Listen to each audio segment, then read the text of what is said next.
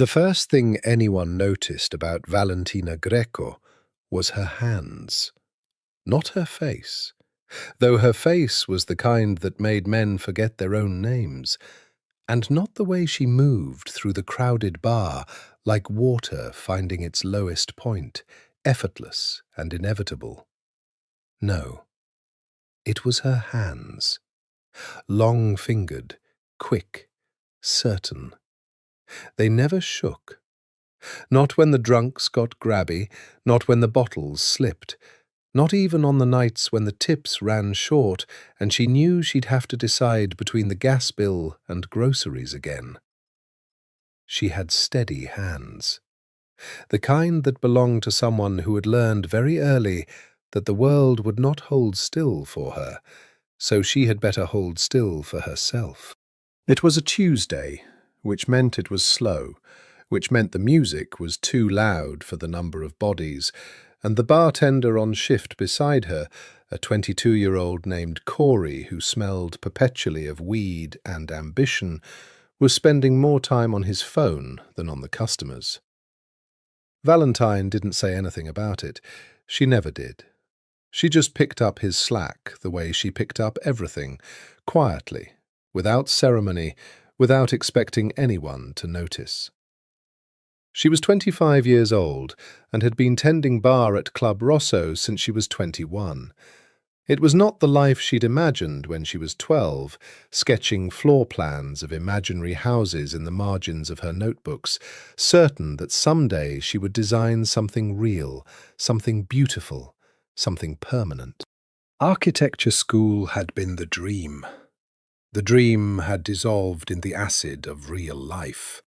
A mother with a bad back and the worst taste in men, a landlord who didn't believe in grace periods, and a talent for drawing that looked nothing like a bank account. So here she was, behind a bar in Chicago's River North district, in a club that thought exposed brick and overpriced cocktails constituted a personality. She was good at the job. She was good at most things she decided to do. That had always been her particular curse: competence without capital, skill without safety net. "Vodka soda, extra lime," said the woman at the end of the bar, without looking up from her phone. Valentina made it in 11 seconds. She knew because she timed herself on slow nights. It was not a normal thing to do. She knew that too. At 9:47, the door opened. She didn't look up right away. Doors opened at Club Rosso 100 times a night. But there was something, a shift in the air pressure maybe, or some animal instinct that she had never been able to explain or name, that made her raise her eyes from the glass she was polishing exactly 3 seconds after the man walked in. He was tall, not obviously so, not in the way that made people step back, but tall in the way that reorganized the space around him, made everything else seem slightly off scale. He wore a black jacket over a black shirt, no tie. And he wore them the way men who had never needed to prove anything wear expensive things, as if the clothes were incidental. Dark hair, a jaw that looked like it had been cut by someone with a grudge against softness. He was with 2 other men, both larger, both scanning the room with the particular blankness of professionals, but Valentina barely registered them. She registered him. He was already looking at her, not the way men at bars usually looked at her, not the speculative inventory of a drunk deciding whether to try his luck. This was different. This was assessment, precise, unhurried, like he was reading something she hadn't consented to write. She held his gaze for exactly as long as it took to establish that she had noticed him noticing her and was not impressed by it, then looked back down at the glass in her hand. Busy night? Corey appeared beside her, having apparently finished whatever was so urgent on his phone. Tuesdays, she said. The three men settled into the corner booth, the one with sight lines to the door, she noticed, though she told herself she wasn't paying attention. Over the next 40 minutes, she was aware of them the way she was aware of a storm system on the edge of the horizon, not immediate, not yet, but coming. At 10:32, one of the large men came to the bar. He'll have Macallan 18, neat. She didn't ask who he was. She poured the whiskey, set it on a cocktail napkin, and pushed it across the bar. He wants to know your name, the man said. It was delivered like a fact, not a question, like she should be grateful for the construction. Valentina looked at the man for a moment. He had the face of a wall, blank, structural, there by necessity. She looked past him at the corner booth. The dark-haired man was watching. He didn't pretend otherwise. Tell him it's on the schedule, she said. The wall-faced man blinked. What? The schedule for things that are his business, she smiled pleasantly. He'll understand, or he won't. The man took the whiskey back to the booth. She watched him relay the message and gave herself the small satisfaction of seeing something flicker across the dark-haired man's face. Not offence, not exactly amusement, something in between that she couldn't quite read from this distance. He didn't send anyone back to the bar, but he didn't stop watching her either. At midnight, she was cutting limes when Corey nudged her with his elbow. You know who that is in the corner booth? No, she said, honestly. Dante Mancini. She waited for the name to mean something. It didn't, not quite, not in the way Corey's voice implied it should, though something stirred in the back of her mind, like a word in a language she'd almost learned and then forgot.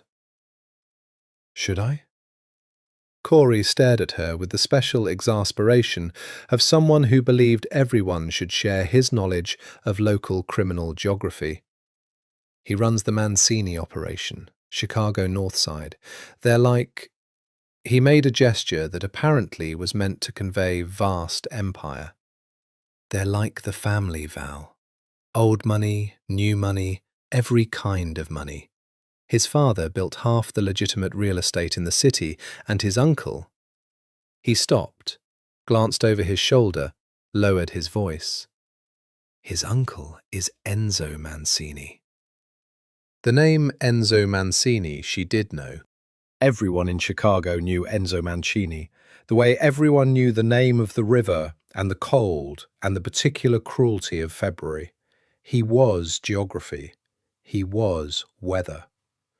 She set down the knife, looked over at the corner booth without meaning to. Dante Mancini was still watching her. He raised his glass, fractionally, barely, and drank. She turned back to her limes.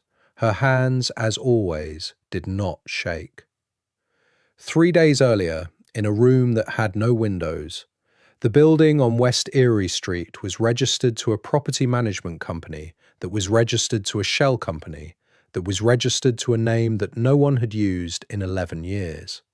It was 6 stories of unremarkable concrete and reflective glass that could have been anything.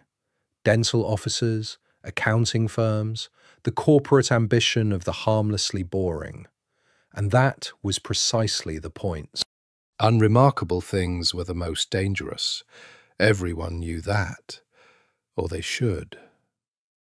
The room on the 4th floor had cream walls and a long mahogany table and a view of nothing because the blinds were always down.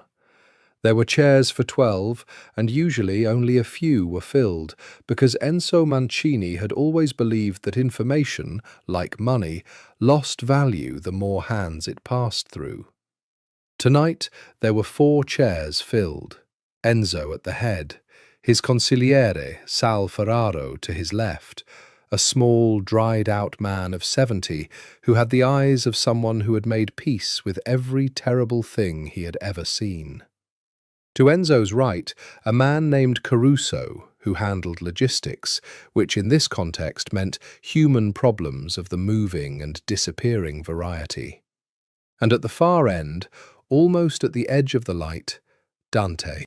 Enzo Mancini was 63 and looked like the word authority had been pressed into his features over decades. He was not a large man, he had never needed to be, but he had the kind of stillness that small rooms remembered long after he'd left them. He'd built the Northside operation from his father's construction business and 3 very good decisions in 1987, and he had held it for 30 years through a combination of intelligence, ruthlessness, and an absolute refusal to be surprised. He was, tonight, surprised. "Say the name again," he said to Sal. Sal said it. Marco Barone.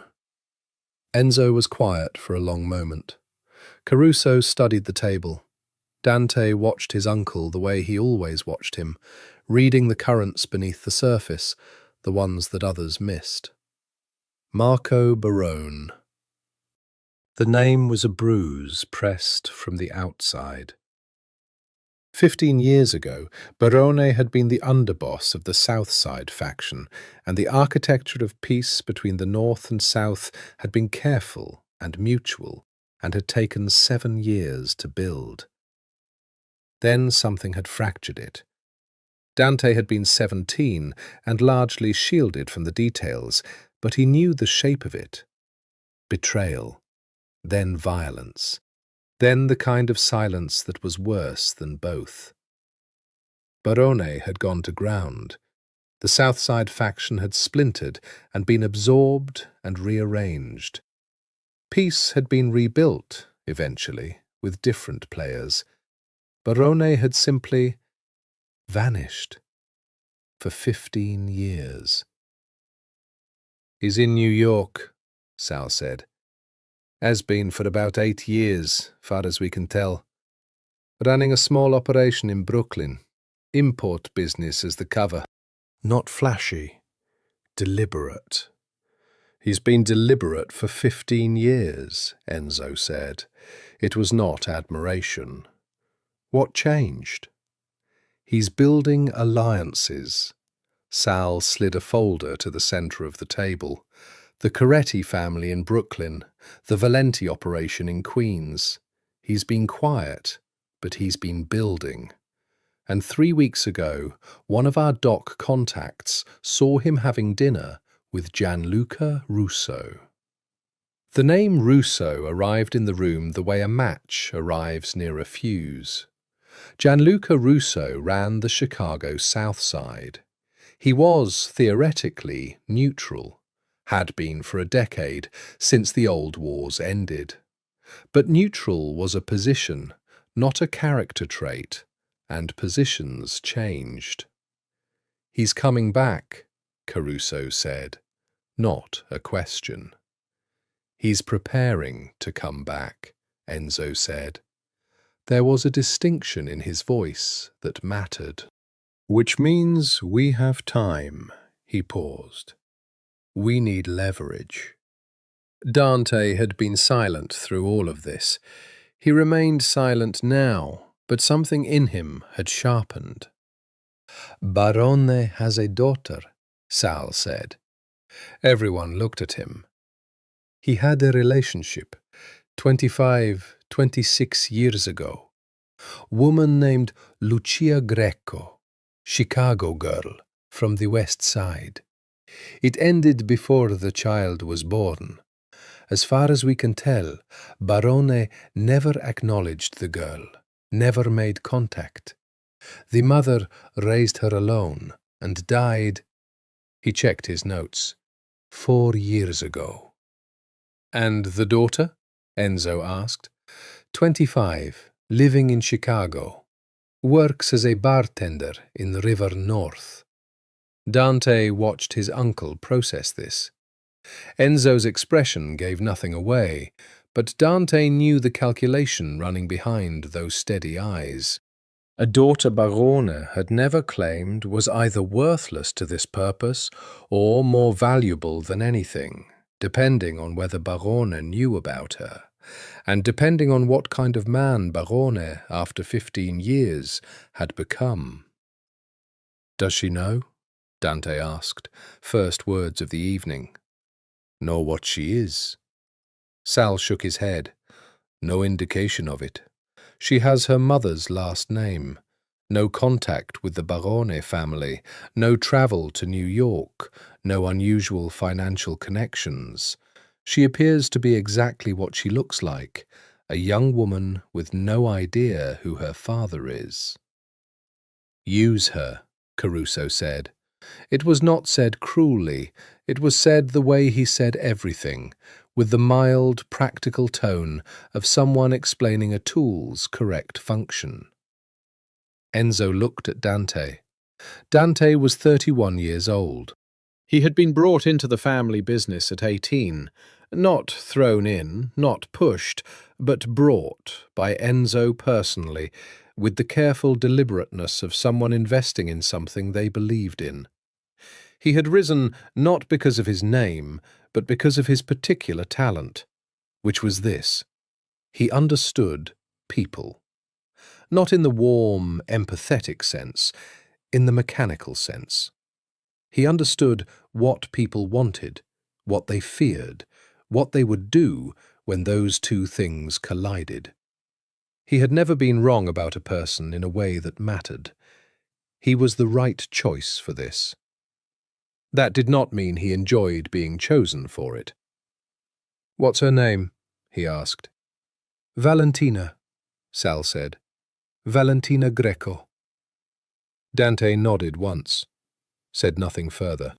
He thought about a woman who had no idea that somewhere in New York, a man whose blood ran through her veins was reassembling an army.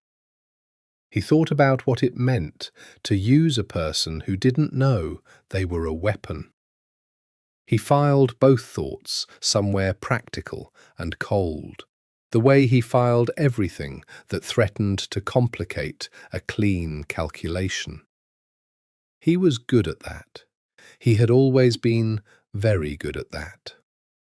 "When do I start?" he said. "You already have," Enzo replied. He came back to Club Rosso on Thursday. Valentina noticed him the moment he walked in, which annoyed her because she had a policy about noticing things that wanted to be noticed. It was a power transfer she preferred not to make. But there was something about Dante Mancini that made her internal warning systems fire in a way she couldn't entirely attribute to the news that he was connected to organized crime. He was alone this time. No wall-faced companions, no entourage. Just him and the jacket, and that particular quality of presence that made the room orient around him without his appearing to try. He sat at the bar. The bar was her territory. He had to know that. The corner booth had been distance, observation. This was something different. This was deliberate encroachment. She finished serving the two men 2 seats down, then moved to him with the unhurried pace she used for people who she suspected were used to being rushed toward. She placed a napkin. "Macallan 18?" she said. Something moved in his expression. Almost nothing, a fractional recalibration of the space between his brows. "You remember." "I remember orders." She held his gaze. "It's the job." "I wasn't told your name on Tuesday," he said. "You sent a message instead." "I did." "I want to hear the name." She studied him for a moment. He was closer now than he'd been across a room, and the details were different up close. The faint scar along his left jaw, thin as a thread, that looked old and deliberate.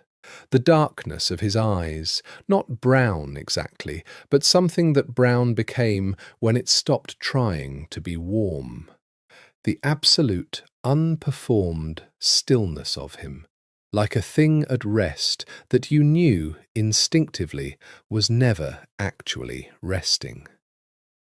"Valentina," she said.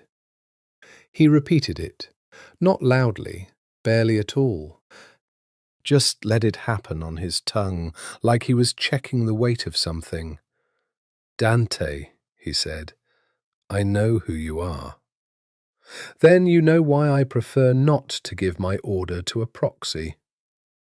He picked up the glass she'd poured and drank, set it down with perfect controlled precision. "I prefer to deal directly." "Is that what this is? Dealing?" "It's a drink," he said, "at a bar, on a Thursday."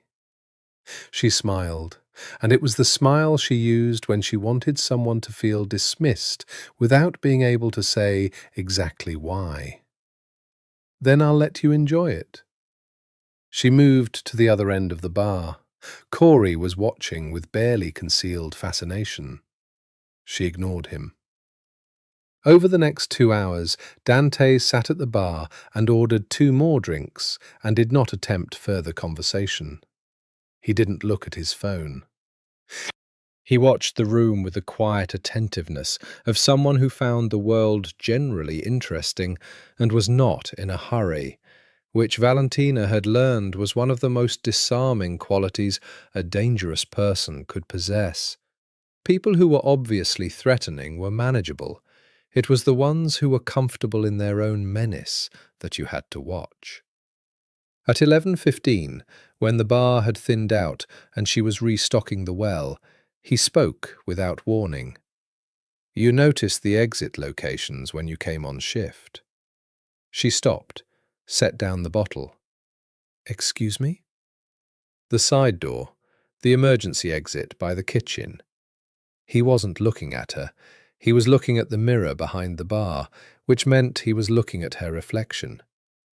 "You walked the room when you came in. That's not standard bartender behavior." She turned to face him. "Maybe I was checking the vibe." "You were mapping the room."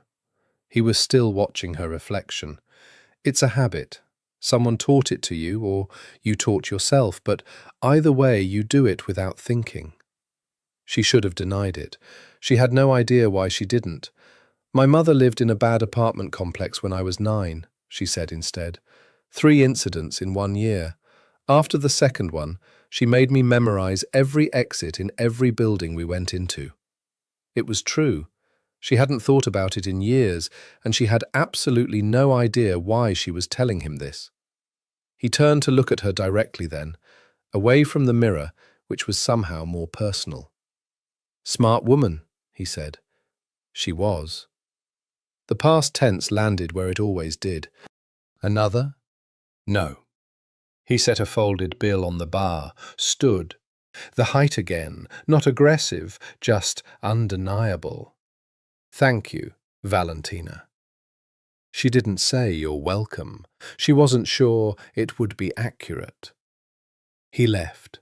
She unfolded the bill when she was sure he was gone, not before. It was 100. Not as a come-on, she'd received those, and they had a quality of performance to them, a purchase.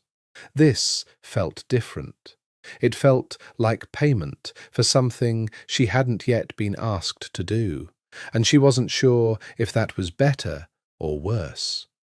She put it in the tip jar and split it with Corey at the end of the night, and she told herself she wouldn't think about him again. And she was wrong about that, in approximately 3 minutes. He came back on Saturday, and Sunday, and the following Wednesday, each time alone, each time at the bar, each time with the Macallan and the watchful stillness and the occasional question or observation delivered like an afterthought that was never actually an afterthought. He was curious about her in a specific and probing way that was different from the curiosity of men who wanted something obvious. He wanted to know how she thought, what she read, whether she spoke Italian. She did, a little, from a night class she'd taken at 22 on a whim she'd never been able to fully explain. Whether she'd always lived in Chicago. She had, mostly, except for a summer at 19 when she'd driven to California with a friend and run out of money in Santa Barbara and spent 2 weeks washing dishes at a seafood restaurant to make enough to get home. "You didn't call anyone for help," he said. "I didn't want to need help." He looked at her with the expression she was beginning to identify as the one he wore when something she said was unexpected. There's a difference between needing help and asking for it. Is there? Needing it is human. Refusing to ask for it is... He paused. Something else. Survival, she said. Pride, he said. She almost argued. Didn't. He was right enough that arguing would have been dishonest. She thought about him too much. She knew it and resented it and continued doing it anyway.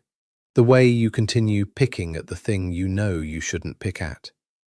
There was something relentless about Dante Mancini that had nothing to do with violence or power or the particular danger that his name apparently represented.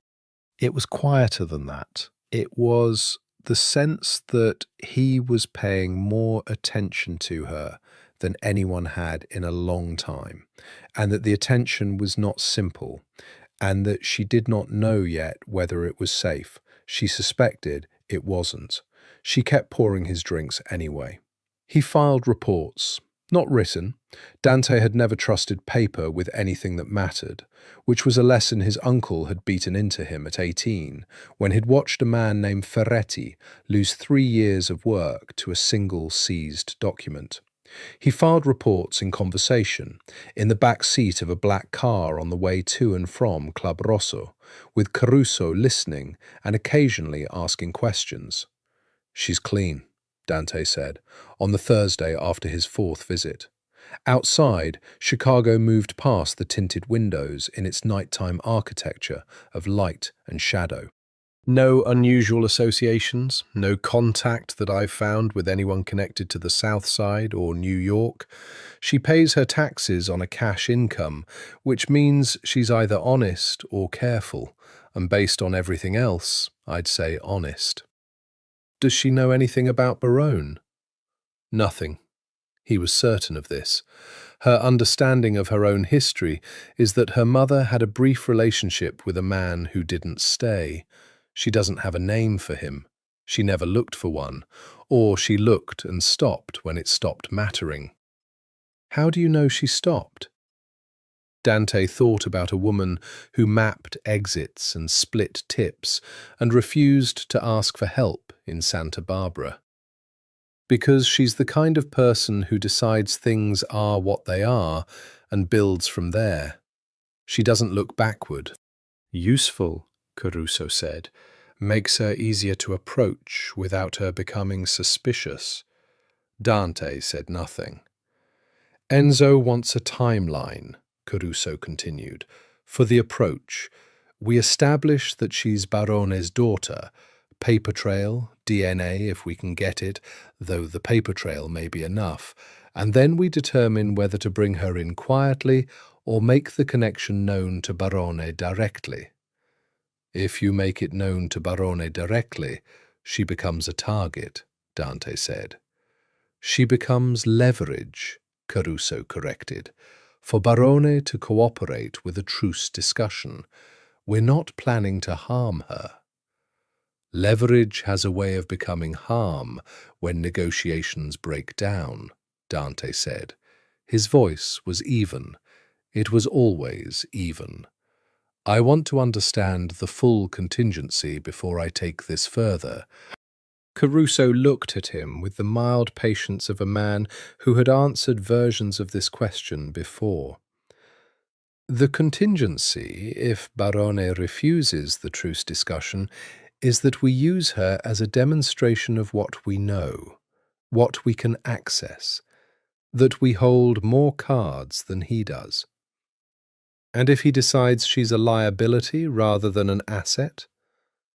The silence in the car was different from Dante's silence. Caruso's silence meant the conversation was over. Dante turned back to the window. The thing was, he was good at this.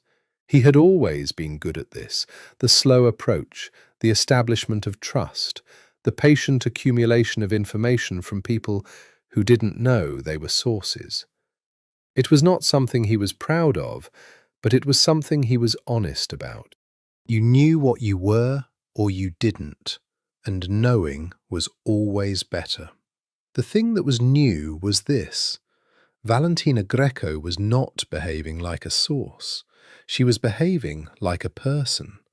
Specifically like a person who was observant and funny and occasionally exasperating in ways he found, to his genuine surprise, engaging. She had pushed back at him on 4 separate occasions in their conversations, not rudely, not theatrically, but with the quiet confidence of someone who had decided early that being pushed around was not a thing she was willing to accept, and who had stuck to that decision when it cost her. He liked that. He didn't want to like it. There was also the matter of what he'd found in her apartment. He hadn't been in it. That would have been premature and unnecessary, and something in him resisted it anyway. But he'd had her building and her floor, and he'd had the social media accounts she kept but rarely updated. And from those 2 things alone, you could construct a significant picture. The books she'd photographed, architecture theory mostly, design history, a dog-eared paperback of Italian Renaissance artists, the sketches she'd posted years ago before the account went sparse, building facades, staircases, the internal geometries of spaces that didn't exist yet. She'd stopped posting them around the time her mother had died. He noticed that. He noticed the gap where the drawings used to be, and what the gap probably meant about what the grief had cost her.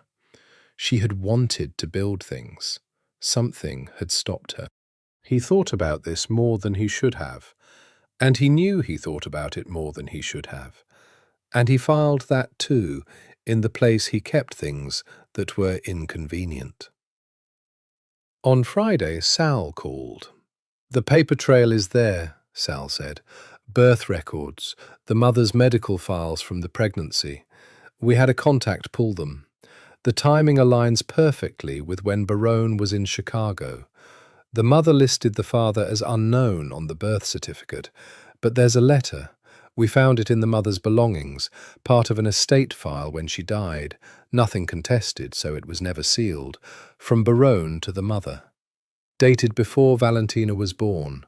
He knew." Dante was quiet. "He knew she was pregnant," Sal continued, "and he left anyway. We have the letter." "What does it say?" Sal was quiet for a moment. "That he couldn't acknowledge the child, that the timing was wrong, that he hoped the woman would understand."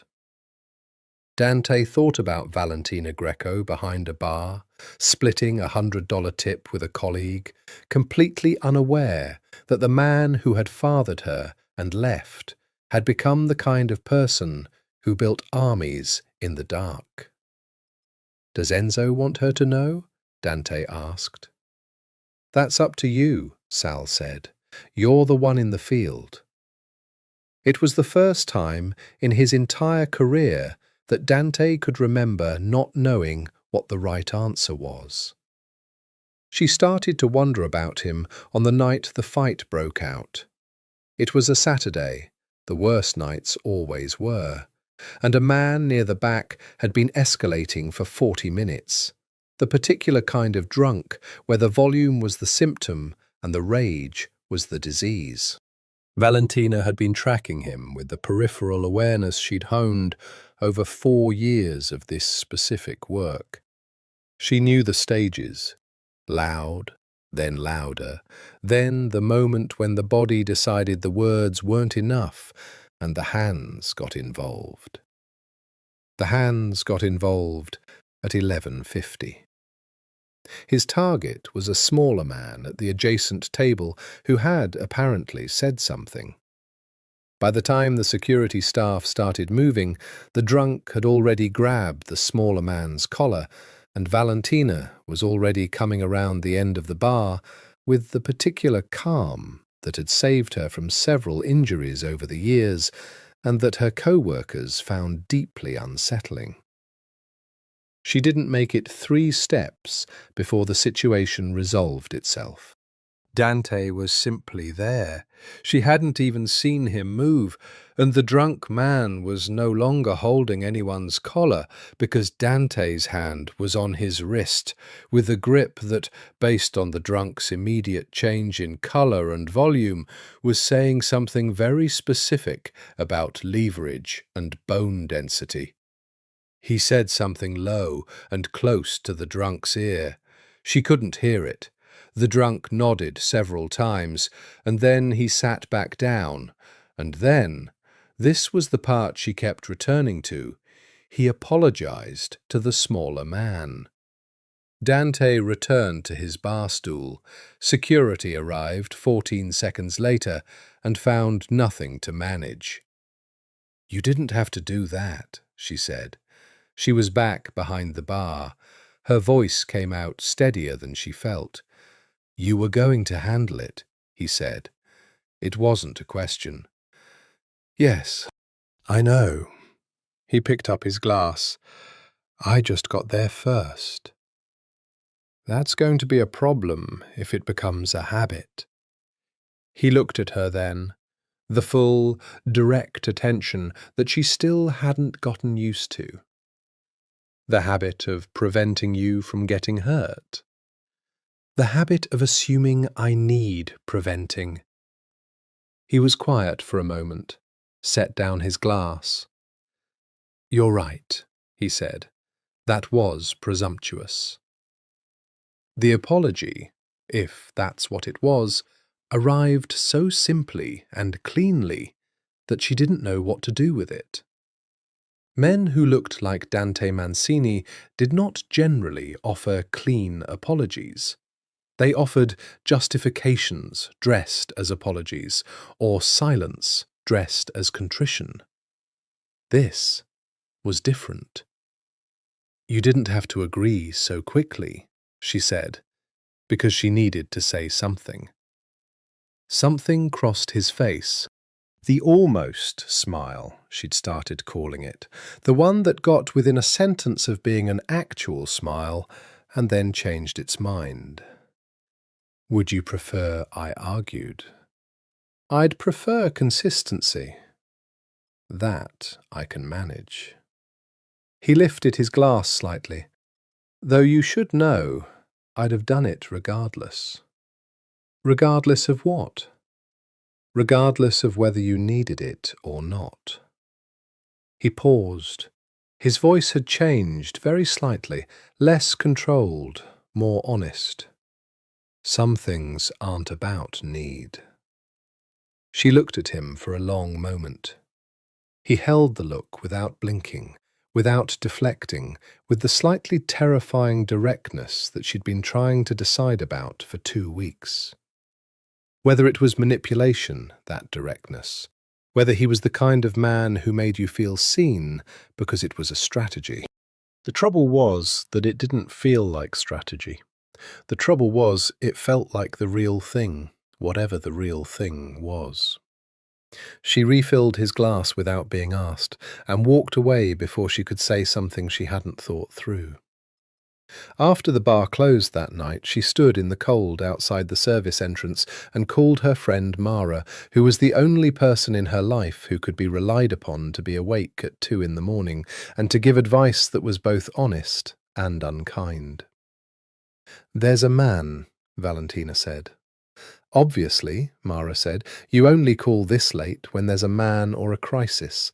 Since you sound like yourself, it's a man. He keeps coming to the bar." "Is he horrible?" He's... She paused. The cold moved through her jacket. He's not horrible. That's the problem. Most problems are men who aren't horrible. He's connected, she said, criminally, like seriously connected. Mara was quiet. How connected? Mancini family. The quiet became a different quality of quiet. Val, I know.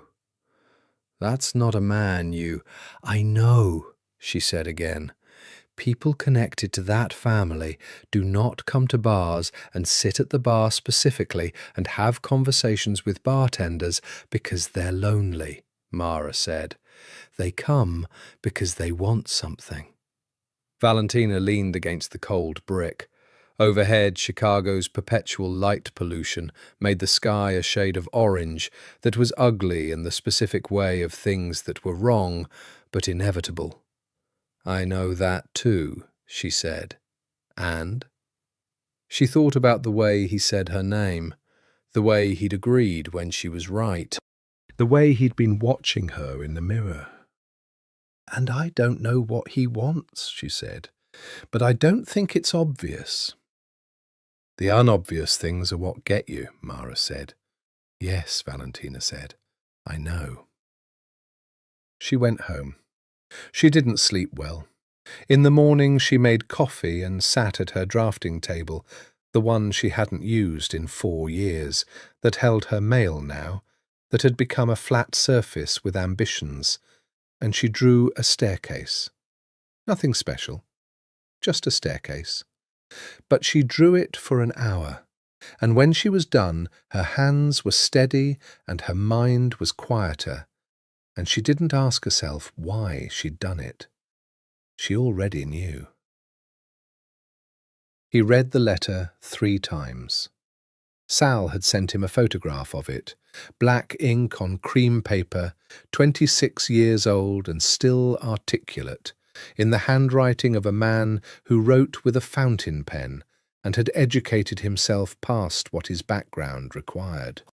Dante could recognize performance in written things the same way he could recognize it in spoken things, and there was no performance here. The letter was private because it was never meant to be anything else. I cannot do what you are asking of me. The timing, the circumstances. I have obligations that cannot be unwound by love, however real. I am asking you to believe that this is not a dismissal of you or of what is between us. It is a necessity that I grieve in my own way.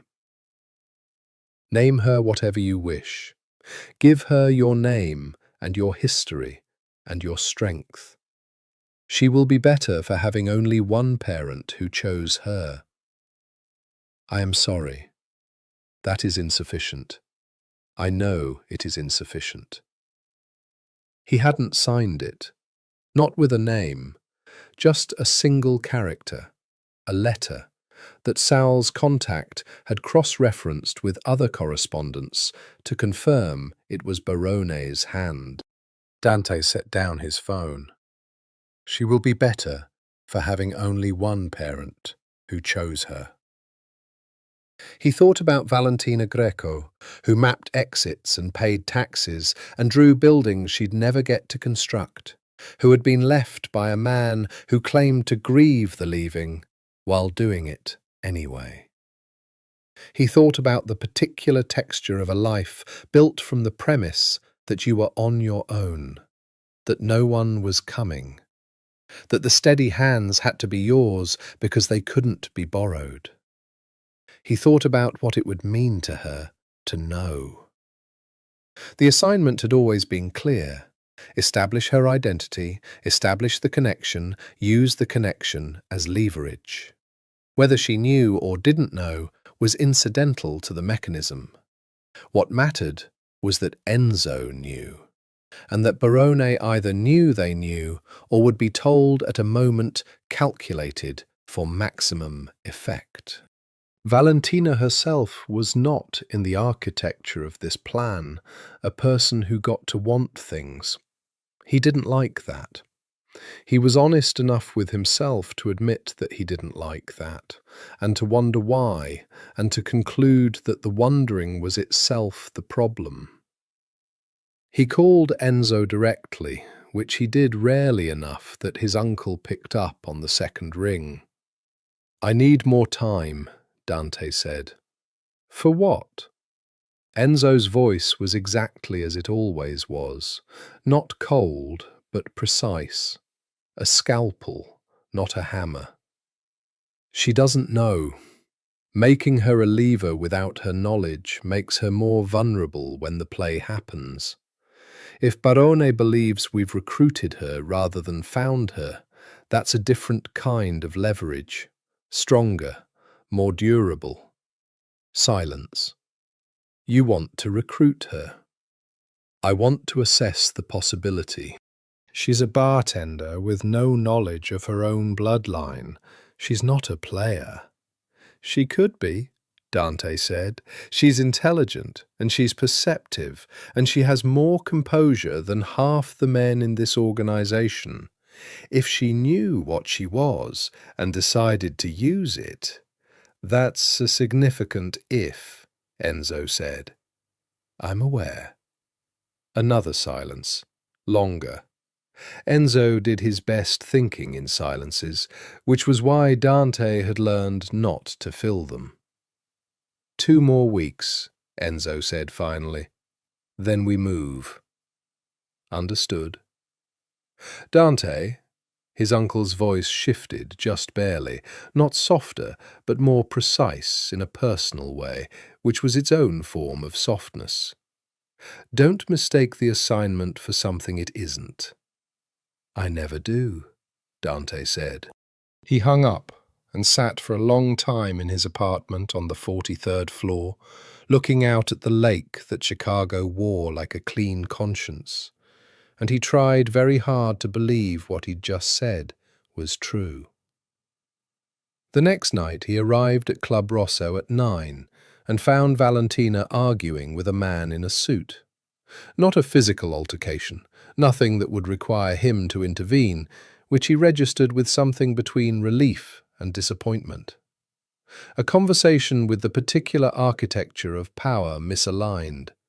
The suit was the manager, or some version of one, and he was saying something with the practiced reasonableness of men who had never been told no by someone they had authority over. Valentina was not raising her voice. She never raised her voice, he'd noticed. She just made her point again, slightly more precisely, and waited for the next round.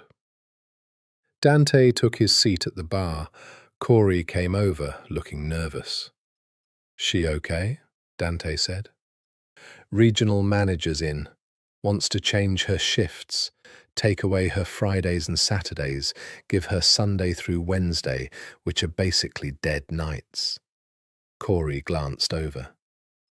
"She's been asking for a raise for 8 months. Dante watched her. The suit was talking again.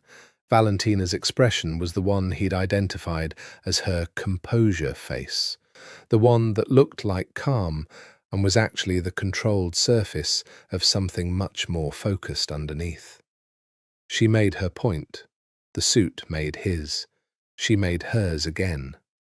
The suit pulled out what appeared to be a printed schedule, which, in Dante's experience, was what men did when they had decided the conversation was over and wanted a prop to confirm it. She looked at the schedule, looked at the suit. Then, with perfect, unhurried grace, she folded the schedule in half, set it on the bar, and said something he couldn't hear from this distance. The suit blinked. Whatever she'd said had landed differently than he expected. She walked back to her station. The suit stood for a moment with the expression of a man recalibrating, then took the folded schedule and left. Dante poured his own drink. Corey had been watching the scene and not his station, and pushed it across to her when she arrived. I took the liberty, he said. She looked at the glass. You poured your own drink. The standard of service fell during the disruption. She almost smiled. Not the dismissive one, the real one, the one she mostly kept in reserve, that did something complicated to the air between them.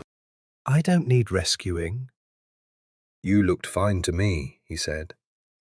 I was rescuing myself from bad service. She picked up the glass, smelled it. Not dramatic, just a reflex of someone who took things seriously. Tasted it. Looked at him. You poured it, right? I've been watching you long enough. The words sat there for a second. She set down the glass. Dante, she said, and it was the first time she'd used his name in the same quiet, direct way he used hers. Why do you keep coming here? He could have deflected. He was very good at deflection. He chose not to. Because this is where you are, he said. And then, before she could respond, another? Or shall we try something different? She looked at him for a long moment with those dark, careful eyes. Different, she said. She shouldn't have agreed to the coffee. She told herself this while she was agreeing to it, and she told herself this again while she was getting dressed for it. And she told herself this a third time while she was walking to the place he'd suggested, which was a small Italian coffee shop on Warbash that she had walked past 50 times and never entered because it looked like somewhere people with money went to feel like they didn't have money. And she found that particular performance exhausting. Inside, it was actually lovely. Small tables, real espresso, the smell of cardamom and milk that reminded her of the one year she'd had a neighbour from Naples who'd brought her coffee on holidays. She was early by 4 minutes, which was intentional. She wanted to see him arrive. He arrived at exactly the agreed time, not early, not late, which told her something. He was in different clothes than the bar clothes, still dark, because apparently that was a commitment rather than a mood, but different in texture and formality, more casual, more deliberate in its casualness, which she noticed because she noticed things. You're early, he said, pulling out the chair across from her. You're on time. One of us was testing something, he said. Neither of us were testing anything, she said. We just got here when we got here. The corner of his mouth moved. All right. The coffee came without either of them ordering it. The woman behind the counter, who was small and 60 and wearing an expression of complete authority over her domain, simply brought 2 espressos and set them down. You've been here before, Valentina said. My family's been coming here for 20 years. He picked up the cup. Maria's grandmother opened it. The recipe hasn't changed. She looked at the espresso, drank it. It was extraordinary, the kind of extraordinary that arrived simply, without announcing itself. 20 years, she said. You're 30 what? 31. So your family brought you here as a child? My uncle brought me. Something changed very slightly in his face. My parents weren't... He stopped. My uncle raised me, more or less, from 11. She absorbed this carefully. What happened at 11? My father made a decision that had consequences, he said. The even voice, the controlled language. My mother went to Italy to be with her family. I stayed. He said, stayed the way you said. Words that were technically accurate, but that collapsed a great deal of complexity into simplicity. She recognized the technique because she used it herself. My mother died 4 years ago, she offered. Not because she was trading. She didn't believe in trading, in that transactional kind of vulnerability. But because it seemed like the honest thing to set on the table between them. It was very fast. She was 51. I'm sorry, he said. No performance in it, just the words. She was... Valentina wrapped her hands around her cup. She was a complicated person to love. She loved me enormously, and she needed an enormous amount in return, and the balance was sometimes very hard. But she was also the funniest person I've ever met. She could make anyone laugh. She had this gift for finding the most ridiculous thing in any situation and pointing at it, and I've never met anyone else who could do it the same way. She hadn't said that to anyone. She'd said the part about it being fast, and she'd said the part about her being 51, and she'd said the parts that were neat and manageable. She hadn't said the funny part. Dante was watching her with that full, inconvenient attention. Did she have a name for you? A specific one? What do you mean? A specific name, not a nickname exactly, just the way she said your name. It was such an odd question, such a specific, odd question, the kind that arrived from somewhere personal. She said Vale, Valentina said slowly. Not valley, Vale. Like the place, the valley where things... She stopped. Laughed a little, surprised. I've never explained that before. Where things what? I don't know. I was going to say gather, but that sounds strange. It doesn't, he said. He looked at her the way she'd been trying to categorize since the first night, the look that wasn't desire exactly, or not only that, but something more structural. Like he was deciding where she fit in some internal architecture. Veil, he said softly, where things gather. She felt it in her sternum, the feeling of being accurately named. I should tell you something, he said, and his voice shifted, just barely, just enough that she heard the shift and her chest tightened. All right. He looked at the table for a second, then back at her. In his expression, she could see something unusual.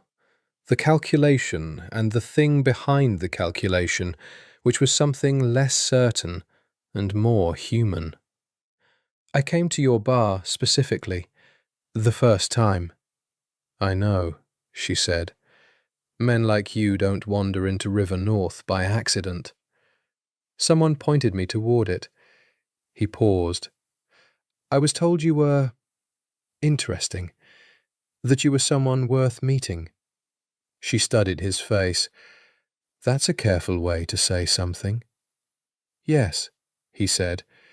He didn't elaborate, and she could see, she was certain she could see, the thing he was not saying, standing just behind the thing he had said, like a shadow in the shape of a person. She should have pushed. She almost did. But something in the precise quality of his discomfort, something that looked like the expression of a man at war with a decision he hadn't yet made her hold back. Are you going to tell me the rest? She said. Yes, he said, and then, not yet. She should have left. She ordered another espresso instead. They talked for 2 more hours about Chicago, about architecture, about the nature of designing spaces for people who would never be asked their preferences. He knew more about the subject than she expected, not academic knowledge, but the knowledge of someone who had spent time inside buildings that were designed to impress and had thought about what made them succeed or fail. He had a preference for clean line and natural light, She had a preference for proportion and the relationship between spaces. They disagreed about Mies van der Rohe, and the disagreement was so enjoyable that she found herself extending it well past the point where she'd made her case. When they left, it had started raining. The light from the street made the wet sidewalk look like something from a film she hadn't seen yet. He stopped outside the door. She looked at him, and he looked at her, and they were both aware of the moment in the particular way of two people who have been paying careful attention. "I'll walk you to your train," he said. "You don't need to." "I know," he said. "I'd like to." She let him. They walked in the rain. He didn't take her arm or reach for her hand, and somehow the not reaching was more intimate than the reaching would have been, because it was a choice, sustained for 4 blocks, in the rain, in the dark. At the steps to the red line, she turned to face him. "Dante," she said, "whatever it is, you're not telling me." "Yes," he said. His face was wet with rain. He didn't seem to notice. "Don't make me wait too long." He nodded once, said, "Vale." She went down the stairs into the light and the warmth, and did not let herself look back until she was on the platform, and when she did, she could still see him at the top of the stairs, standing in the rain, watching. She didn't expect to be invited to a party. It arrived as a message, through Corey of all people, who had received it from one of Dante's men, the way communiques were passed in stories she'd read and not quite believed. An invitation to a private gathering at a penthouse in the Gold Coast, Saturday, 9 o'clock. Her name had been put on a list. "You're going, right?" Corey said. He was vibrating with vicarious excitement. "I don't know," she said, which was not the same as no, and she knew it. She went. The penthouse occupied the top 2 floors of a building that overlooked the lake with the casual arrogance of something that had always had the best view and had stopped being impressed by it. A private elevator, a man at the door with her name on a tablet, marble floors that echoed with the specific resonance of expensive materials doing their job. The party was not large, 40 people, maybe 50, in a space designed to hold 1,000 without effort, which meant that the gathering felt intimate despite the square footage. Clusters of people in conversation against the backdrop of floor-to-ceiling windows and a lake so lit by the city that it looked artificial. Valentina was wearing the dress she'd bought 3 years ago for a friend's gallery opening and not worn since. Black, simple, with a neckline that said, "I considered it," without saying, "I tried very hard." She'd brought her own composure the way she always brought it, as the only accessory she'd never had to borrow. Dante found her within 4 minutes of her arrival, which either meant he'd been watching for her or that the space had only one person in it worth finding. She chose to believe the former, because the latter was too much to hold. "You came," he said. He was in black again, a different black, tailored in the way of things that had been made specifically for one body and no other. He looked at her the way he'd looked at her since the beginning, the honest, total attention that she'd been deciding about for weeks. "You invited me," she said. "I wasn't sure it would be enough." "It wasn't," she said. "Curiosity was enough. The invitation was convenient." The almost smile. She'd stopped counting how many times she'd seen it and started waiting for it the way you waited for a specific song on the radio, knowing it would come, not knowing exactly when. He introduced her to people without making the introductions feel like exhibition, which was its own skill.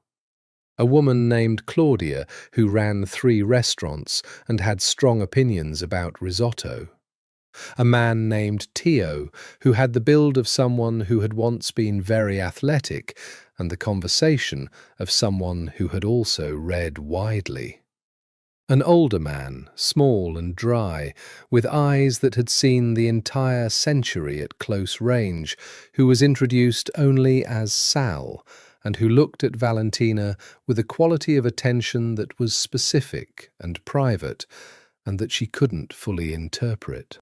"She has Lucia's eyes," Sal said to Dante quietly when they moved away from him.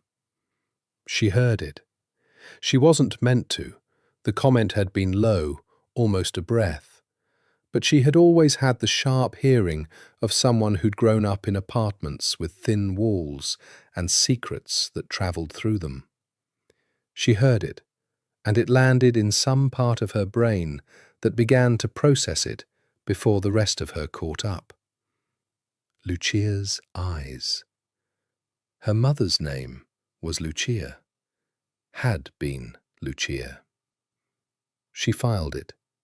She kept her expression exactly as it was. She said nothing. Dante, beside her, was very still in a way she now recognized as his specific quality of controlled response. "Come see the view," he said. He said it lightly. She followed. The terrace was cold, late October in Chicago, with the lake doing what the lake did in October, which was remind everyone that it was older than them and cared nothing about their comfort. She wrapped both arms around herself and looked at the water and felt the comment sitting in the newly alert part of her chest. "Who was my mother to you?" she said. It wasn't a question. It came out flat, precise, the way her most important questions always came out. Dante was beside her, looking out at the water. He didn't answer immediately. "I never met her," he said. "She died before I was involved in this." Involved in this. She parsed the words carefully. Involved in what? Silence. The wind came off the lake and moved through her hair, and she stood in it and waited with the particular patience of someone who had decided this conversation would continue until she had what she needed from it. "There are things I need to tell you," he said. His voice was different than she'd ever heard it, still controlled, but the control was costing him something. "I've been trying to find the right time and the right way, and I've been—" He stopped. "What?" she said.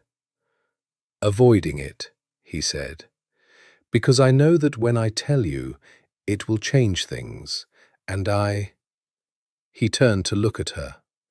In the cold light and the dark, his face was stripped of most of its usual precision. What was underneath was something rawer, a man in genuine conflict, which was so different from what she'd expected that it caught her entirely off guard. "I don't want things to change," he said, and it sounded like the most honest thing he'd ever said. She looked at him, at the realness of it. "Tell me anyway," she said. He told her most of it. Not all, not yet, but the main shape of it, standing on the terrace with Chicago spread around them like evidence of everything humans could build when motivated by the right combination of ambition and fear. He told her about Marco Barone, about the history of the families, about the letter.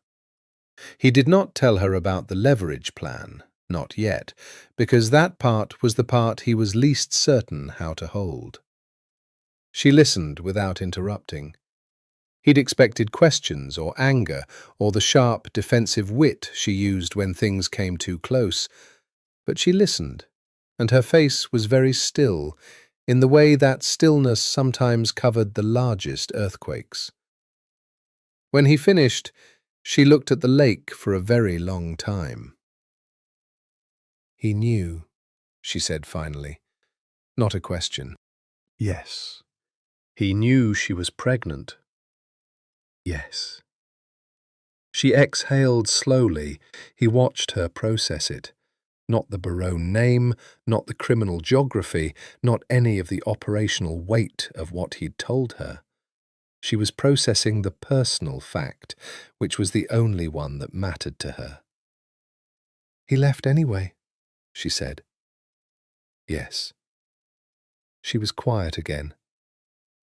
"My mother told me she didn't know who he was, that it was brief and that he wasn't reachable." She paused. "She lied." "She may have been protecting you," Dante said. "She may have," Valentina said. "She was very good at protecting me from things by not telling me about them. She thought the not knowing was kindness." Her voice was controlled, but he could hear beneath it, the way he always heard beneath her voice, the thing she was managing.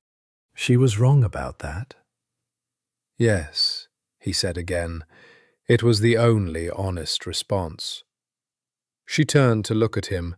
In her expression was something new, a layer beneath all the layers he'd catalogued, something young and old simultaneously, the face of someone who has just had a piece of their own history corrected. "Why are you telling me this?" He had asked himself this question 500 times in the past 2 weeks. He had a practiced answer ready, strategic, calibrated, believable. He chose not to use it. "Because you asked me not to make you wait too long," he said, "and because you deserve to know what you come from." She held his gaze for a count of seconds he didn't track. "That's not the whole answer." "No," he said. "What's the rest?" He said, carefully, "I was sent to find you." Originally, the purpose was operational. You were a piece of a larger problem. The sentence landed. He watched her absorb it, watched the calculation happen, intelligent, rapid, reaching the correct conclusions. "Leverage," she said.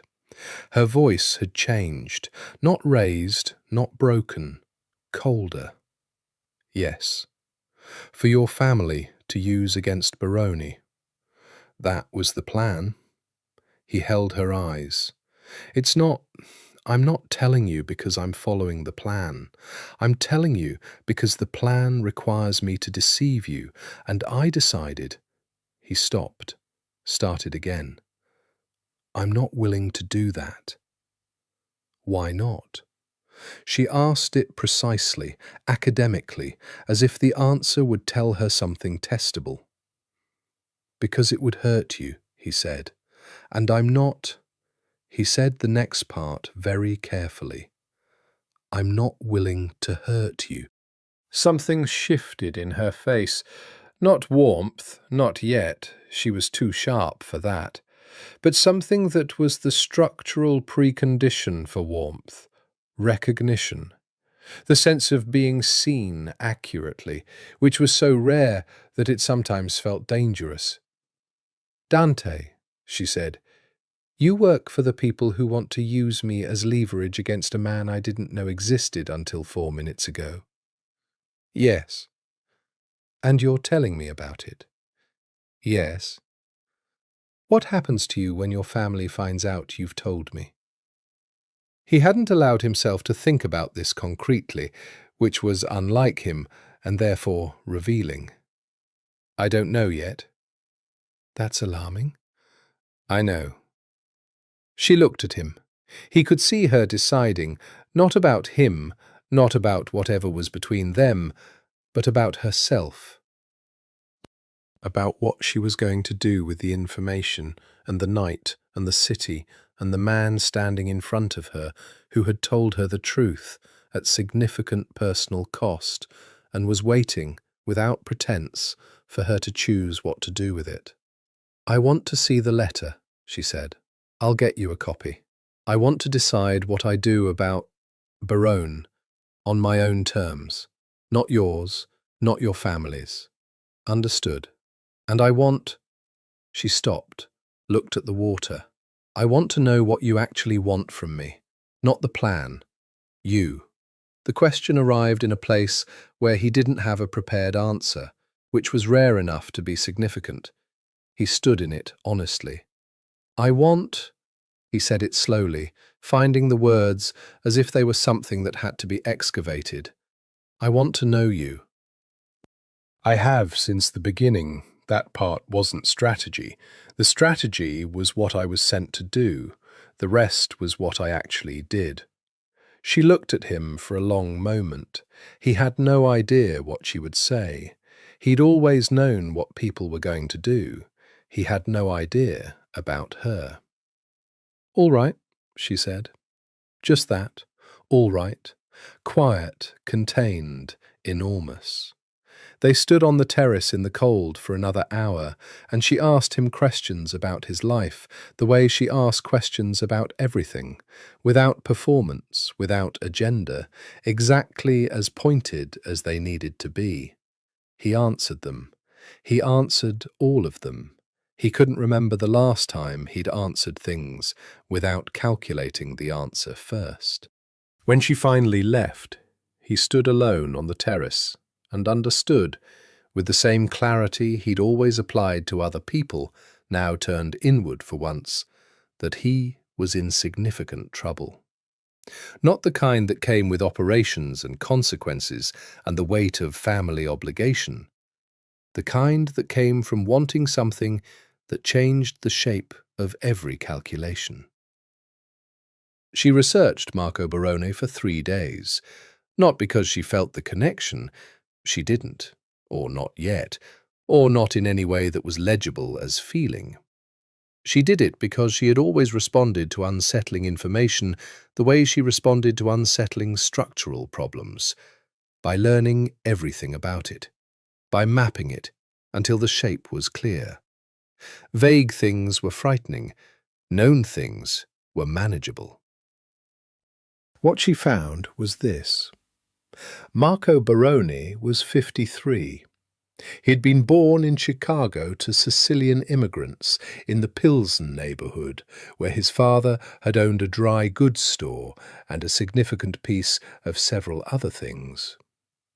He had been photographed, the public photographs, the ones that existed, at various civic functions over the years.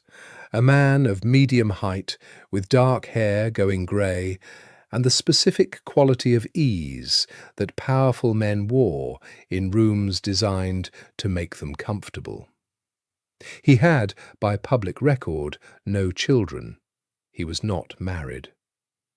She looked at his face in the photographs for a long time, trying to find herself in it. She found, possibly, something around the jaw, the way he held his head. The particular quality of stillness in the photographs that could have been a family trait and could have been coincidence and might have been her own imagination constructing connection from the desire for it. She set the laptop aside. She wasn't interested in being his daughter. That was the honest truth, arrived at after 3 days of research and 2 sleepless nights. She didn't feel the pull of blood that stories promised she should feel. What she felt was anger, clean, specific, aimed at the fact of the letter, at the calculation in it, at the phrase, obligations that cannot be unwound by love, which was such a beautiful and cowardly sentence. She felt it at her mother. That was harder. Her mother, who had carried the secret for 25 years and died with it. Who had chosen the not-telling as a form of kindness and had been wrong about that, as Dante had agreed. She felt it at herself a little, for not pushing harder when she'd been young and curious, and the question of her father had been answerable if she'd had the nerve to ask it from the right direction.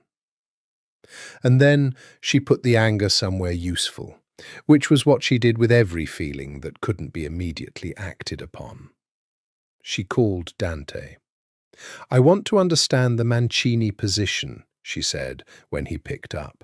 Not the history, not the backstory, the current position, what your family wants specifically. A pause. You're sure? I'm always sure when I ask something, she said. Don't treat me like I might change my mind. A truce negotiation, he said. Baron is building alliances in New York with the intention of returning to Chicago. My uncle wants to meet that return with a negotiation rather than a conflict. Finding you was... The leverage was meant to ensure Baron came to the table rather than the street. And you showing up in my bar every night was the beginning of that. Yes. Tell me what's changed, she said. The pause was longer this time. I have.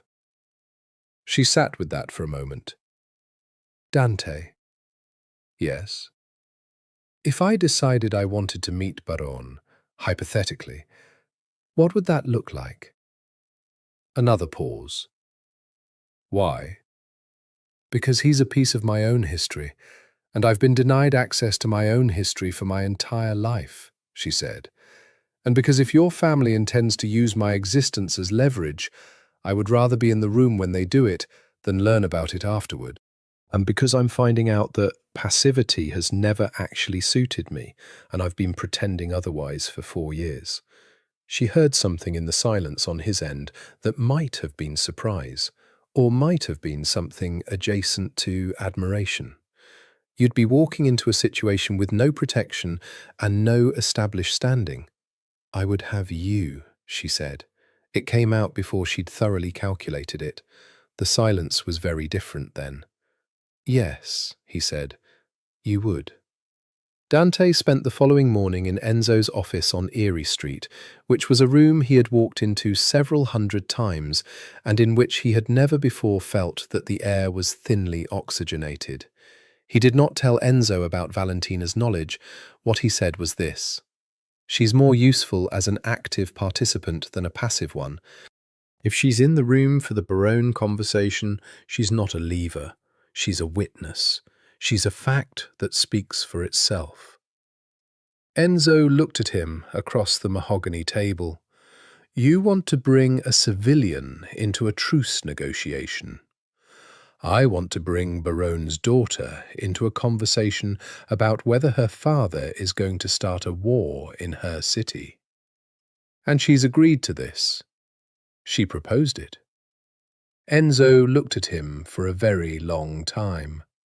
Sal, in the corner, was studying the middle distance with the practiced neutrality of a man who had watched his employer read people for 50 years and knew better than to interrupt.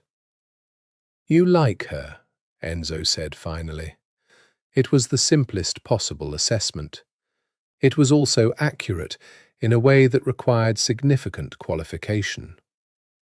I trust her, Dante said. That's more relevant. Not in my experience, Enzo said. But he sat back in his chair and he looked at the ceiling, and Dante, who had been reading his uncle for 20 years, saw the decision being made. Set up the meeting. Keep it controlled. Keep her protected. He paused. And Dante. Yes. If she's in the room, she's in the business. You understand what that means. I understand, Dante said. He walked out of the building into the October light and called Valentina and said, It's arranged. She said, Good. He listened to the silence that followed, to the particular quality of her breathing, which was steady and even and not afraid, and he thought about the girl who had mapped exits at 9 years old and learned the shape of every building she walked into, and he understood in a way he couldn't have articulated when he walked into Club Rosso 3 weeks ago that she had been preparing for this her entire life. She just hadn't known what this was yet. The afternoon before the meeting with Barone, Dante took her to his apartment. Not for the reasons that complicated things, or not only for those reasons, and not because she wasn't in his mind in ways that had ceased to be professional, but because the meeting was in the penthouse, and the penthouse was his, and she needed to know the space. She needed to know the exits. Old habits. He was learning her language. She walked in and did what he expected, moved through the space with her eyes and her careful attention, the first circuit that was always mapping. He let her do it without comment. The apartment was 43 floors of steel and glass and a view of the lake that he had lived with for 4 years and that still occasionally, on certain mornings, made him stop. She stopped at the windows. Not the view, or not only that. She looked at the windows themselves, at the frames, the proportion of glass to structure, the relationship between the interior volume and the light the windows admitted. "The fenestration is unusual," she said. "Most residential towers go for maximum glass. This is more restrained, deliberate." "The building's from 1998, he said. "Architect named Cavalieri. He had a thing about the lake, thought too much glass was trying too hard, that the lake made its own argument and you didn't need to throw the wall at it." She turned to look at him. "You know who designed the building you live in?" "I looked into it," he said, "after we talked about Mies." Something moved in her expression, quick, not contained in time, the kind of thing she usually controlled. A small, genuine vulnerability. He filed it somewhere that wasn't strategy. She walked the apartment. He watched her look at the things that were his, the books, which were varied in ways people sometimes found surprising. The desk, which faced the window rather than the room, which had started as a practical choice and had become a statement about the direction he preferred to work in.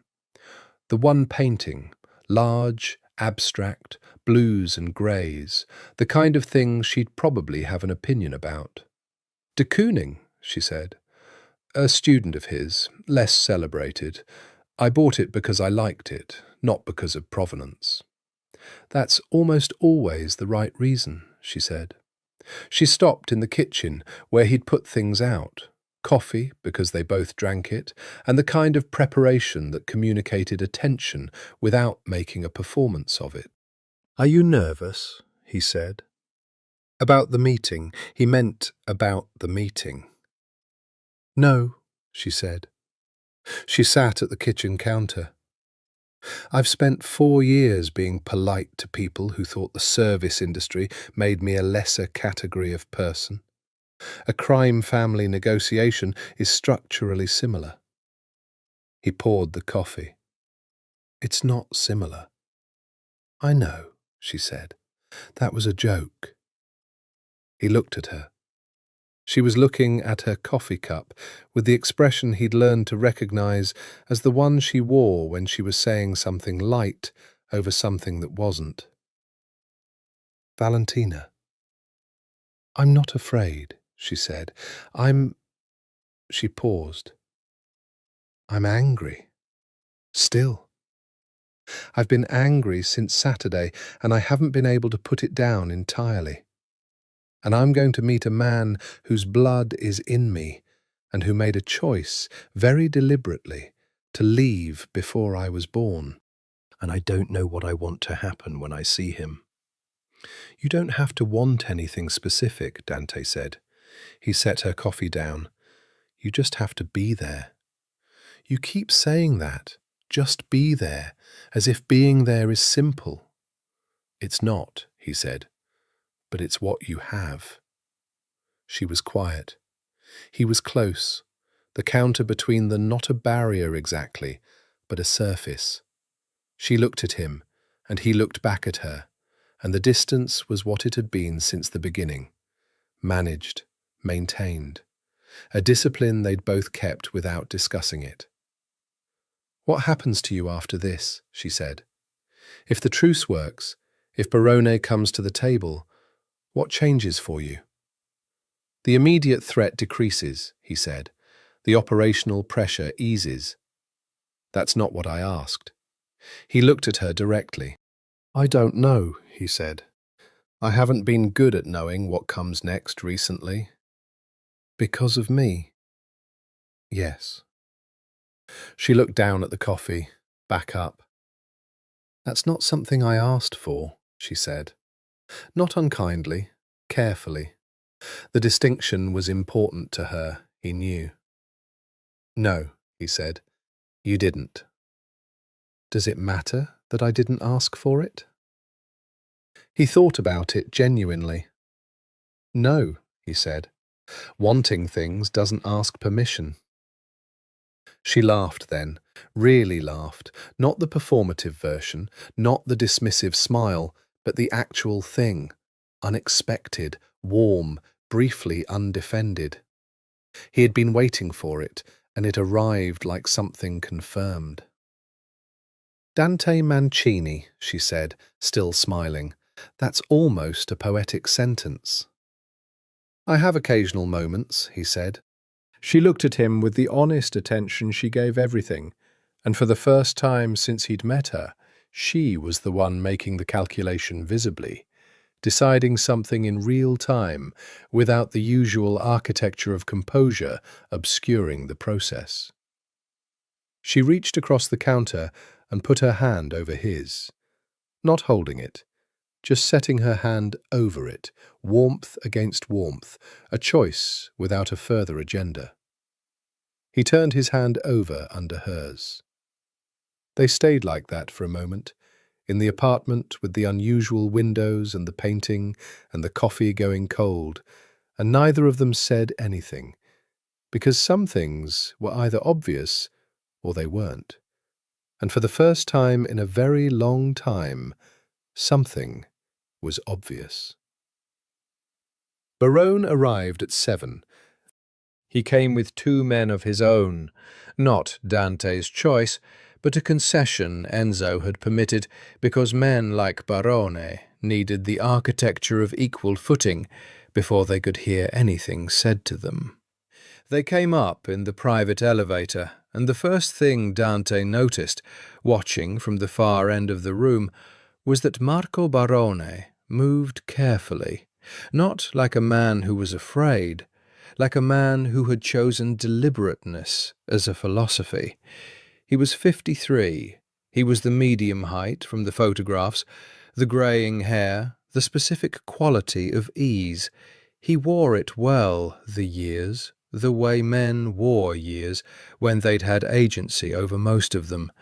His eyes were dark, and they moved across the room quickly, a first full scan, the professional reflex of his life. They found Valentina. Dante was watching Barone's face when it happened, and what he saw was something he hadn't expected from the arithmetic of the situation. Recognition. Not the rational recognition of a man who had been told to expect a daughter, something older, more reflexive, the kind that came from somewhere the mind didn't fully control. Valentina met his look without flinching. She'd dressed in grey tonight, clean, severe, architectural. She looked like someone who had decided to be present for this, but not to perform it. Enzo made the introductions with the economy of a man for whom social ceremony was a tool. Marco, he said, this is Valentina Greco. Barone looked at her. He said nothing for a moment. Then, your mother's name was Lucia. Yes, she said. She had your eyes. I've been told, Valentina said, and her voice was level, and Dante, watching, felt the controlled quality of it, how much she was carrying underneath the level. Barone looked at her for another long moment, with an expression that was doing something difficult and private, and that Dante did not feel entitled to categorize.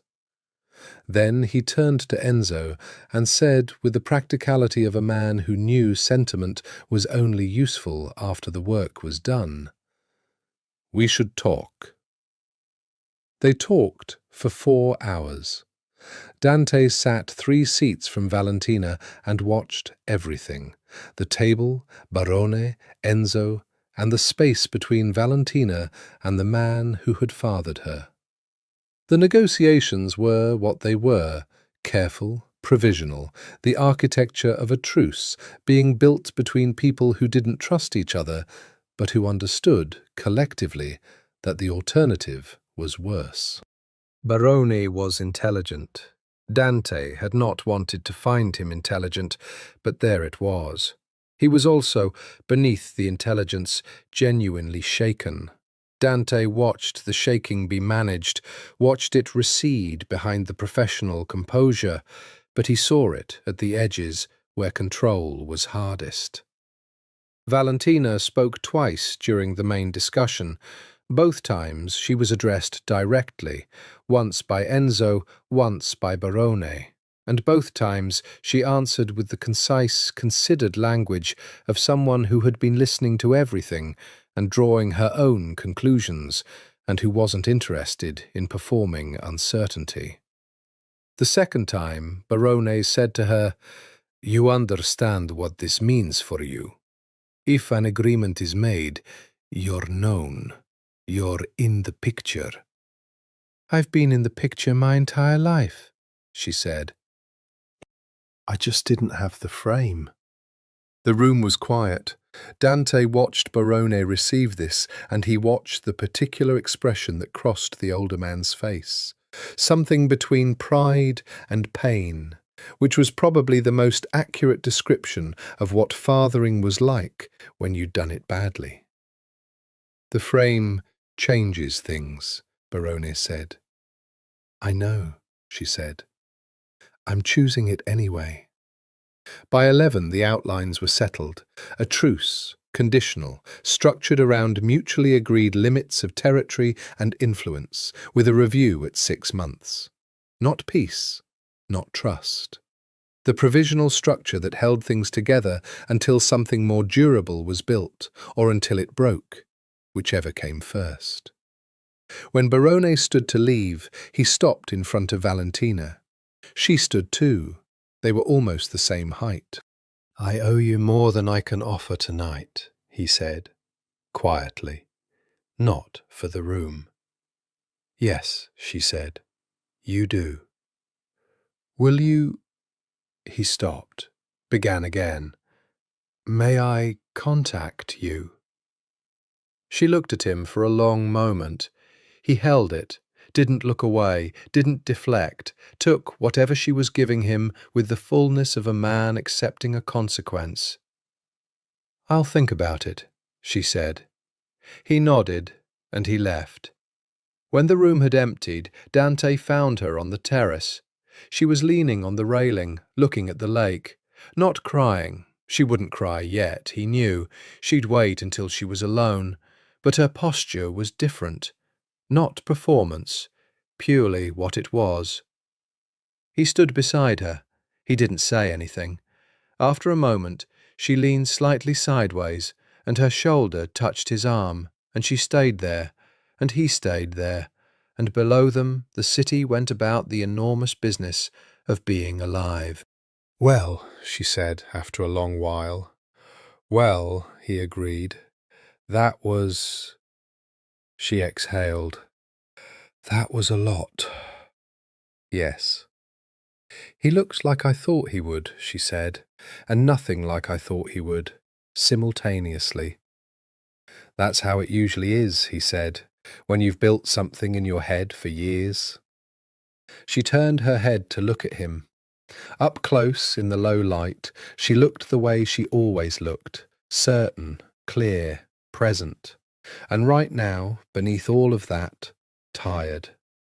The particular tiredness of someone who has held a great deal together for a great many hours. "Thank you," she said. "For what?" "For telling me, for—" She seemed to look for the word. for being in the room. He looked at her face in the low light. He looked at her for a long, deliberate moment, and she looked back, and then, because he had been precise about it for long enough, and because precision had its limits, and because she had reached across a kitchen counter and put her hand over his, and he had not forgotten the temperature of it for one moment since, he closed the distance. He kissed her slowly, like a decision, which was what it was. She kissed him back, like a counter-argument that agreed with everything. She didn't go home that night. This was a fact she later examined from several angles, and from every angle it was exactly what it was, a choice made with full information by a person who had decided that what she wanted was relevant. She was not reckless. She had never been reckless. But she had also spent 4 years in a kind of suspension, of ambition, of desire, of the particular forward motion that felt like building something. And she was finding that certain things had a way of breaking through suspension without asking. He was one of those things. She lay awake at 4 in the morning in the apartment with the unusual windows and the lake view and the de Kooning student painting, listening to Dante's breathing and to the quiet machinery of a city that never stopped. And she catalogued what she knew. She knew he had been sent to find her with the intention of using her. She knew he had chosen not to. She knew the choice had cost him something with his family, or would when the full shape of it became clear. She knew she could not fully trust the institution he belonged to, the family with the room on Erie Street and the long mahogany table and the decisions made in the dark. She knew she trusted him specifically, which was a different and more complicated statement. She knew. He had kissed her like he'd been waiting to do it and was no longer willing to wait. And she had kissed him back like she agreed, and the agreement had been mutual and honest and not followed by regret. She stared at the ceiling. The windows showed the lake going grey with the very beginning of morning. She thought about the man she'd met tonight, her father, which was a word she tried on and found both accurate and strange, like a coat in the right size that had been made for a different body. She thought about his face when he'd seen her, and the thing that had moved through it before the composure came back. She thought about what he owed her. Not love, which couldn't be owed, but honesty, maybe. Acknowledgement. The frame. She thought about what she wanted for herself. Not from him, not from Dante, not from the Mancini family, or the truce, or the suddenly visible architecture of a history she'd been living inside without knowing it. What she wanted. She wanted to draw again. It arrived with such simple clarity that she almost laughed, there in the dark. 4 years of the drafting table buried under mail, 4 years of the dream displaced by the practical weight of rent and grief and managing, and what she found at 4 in the morning on the other side of the most significant night of her life was she wanted to make things, specifically to design spaces. She had been good at it, and she had stopped. And she was tired of having stopped. That was the thought she kept. Everything else could be sorted later, could be decided and navigated and made into something workable. That was a truth that could be acted upon. When Dante woke at 6, she was at his desk. She'd found a notepad and a pen, and she was drawing. Nothing specific, just forms, the way you warmed up before the real work. He stood in the doorway of the bedroom, watching her, with the specific alertness of someone waking up in a situation they want to be accurate about. "Good morning," she said, without turning around. "What are you drawing?" "Nothing yet." She turned then. He looked how she'd expected him to look, rumpled in a way that was incongruous with everything else about him, which was somehow the detail that made him most real to her. "I'm going to enroll in the program at IIT," she said. "Graduate architecture. I looked at the requirements 2 years ago, and I meet them. I just didn't—" She paused. "I didn't think it was still the plan." "Is it still the plan?" "Yes," she said. She said it the way she said things she was sure of, simply, without needing it confirmed. He crossed the room and looked at what she'd drawn, stood beside her, close enough that she was aware of him with her entire nervous system, which was a phenomenon she was going to have to build a functional relationship with. "This is a staircase," he said. "I draw staircases when I'm thinking. I don't know why. They're between things. They're the parts of buildings that are about transition." He looked at it, then at her. "You should enroll," he said. "I know." She capped the pen. "What are you going to do about your family?" He was quiet for a moment. "Enzo will ask for a full accounting. He'll know I told you." "What does that cost you?"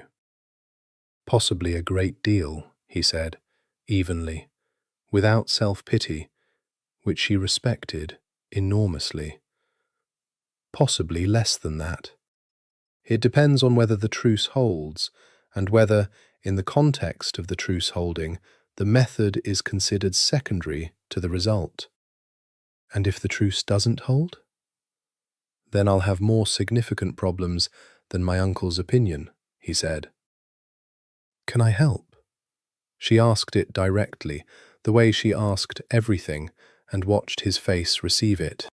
The slight recalibration, the thing that was the emotional equivalent of someone adjusting their footing. "You already have," he said.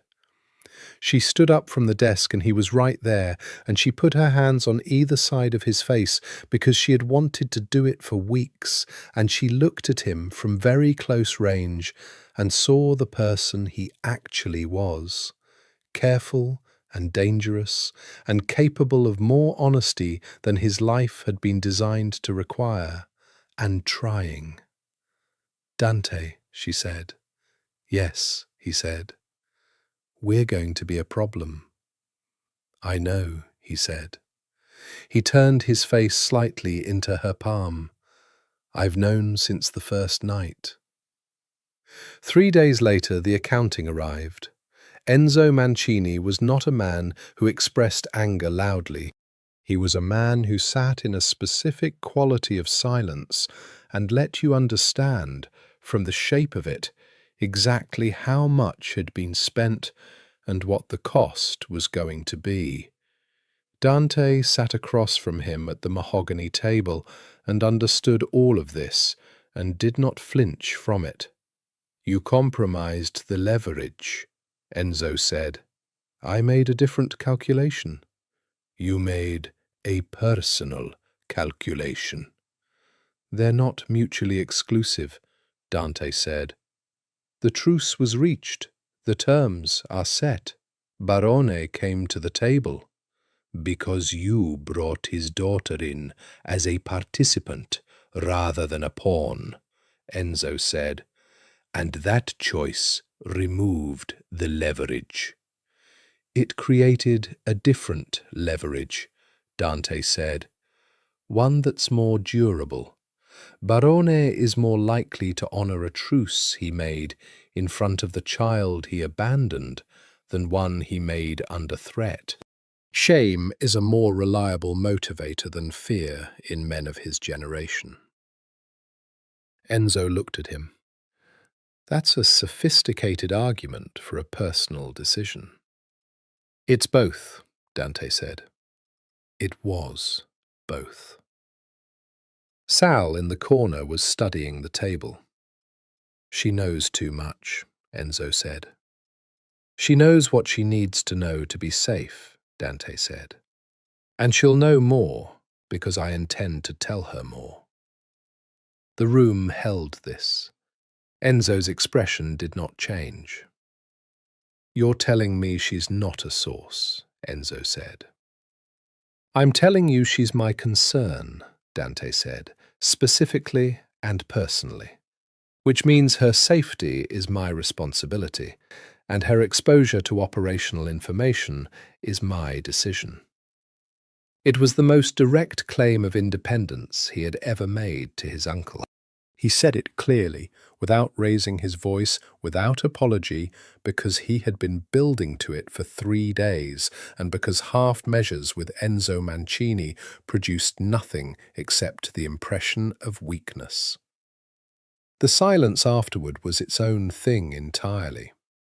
Your father made personal decisions, Enzo said finally. Dante felt the reference land. His father, whose personal decision had been a woman who was wrong for him and wrong for the family and for the life, and the wreckage of that was what had put an 11-year-old boy on a cold morning into his uncle's care. My father chose badly, Dante said. I'm aware of the comparison you're making. And I'm not him, Dante said, and she's not that.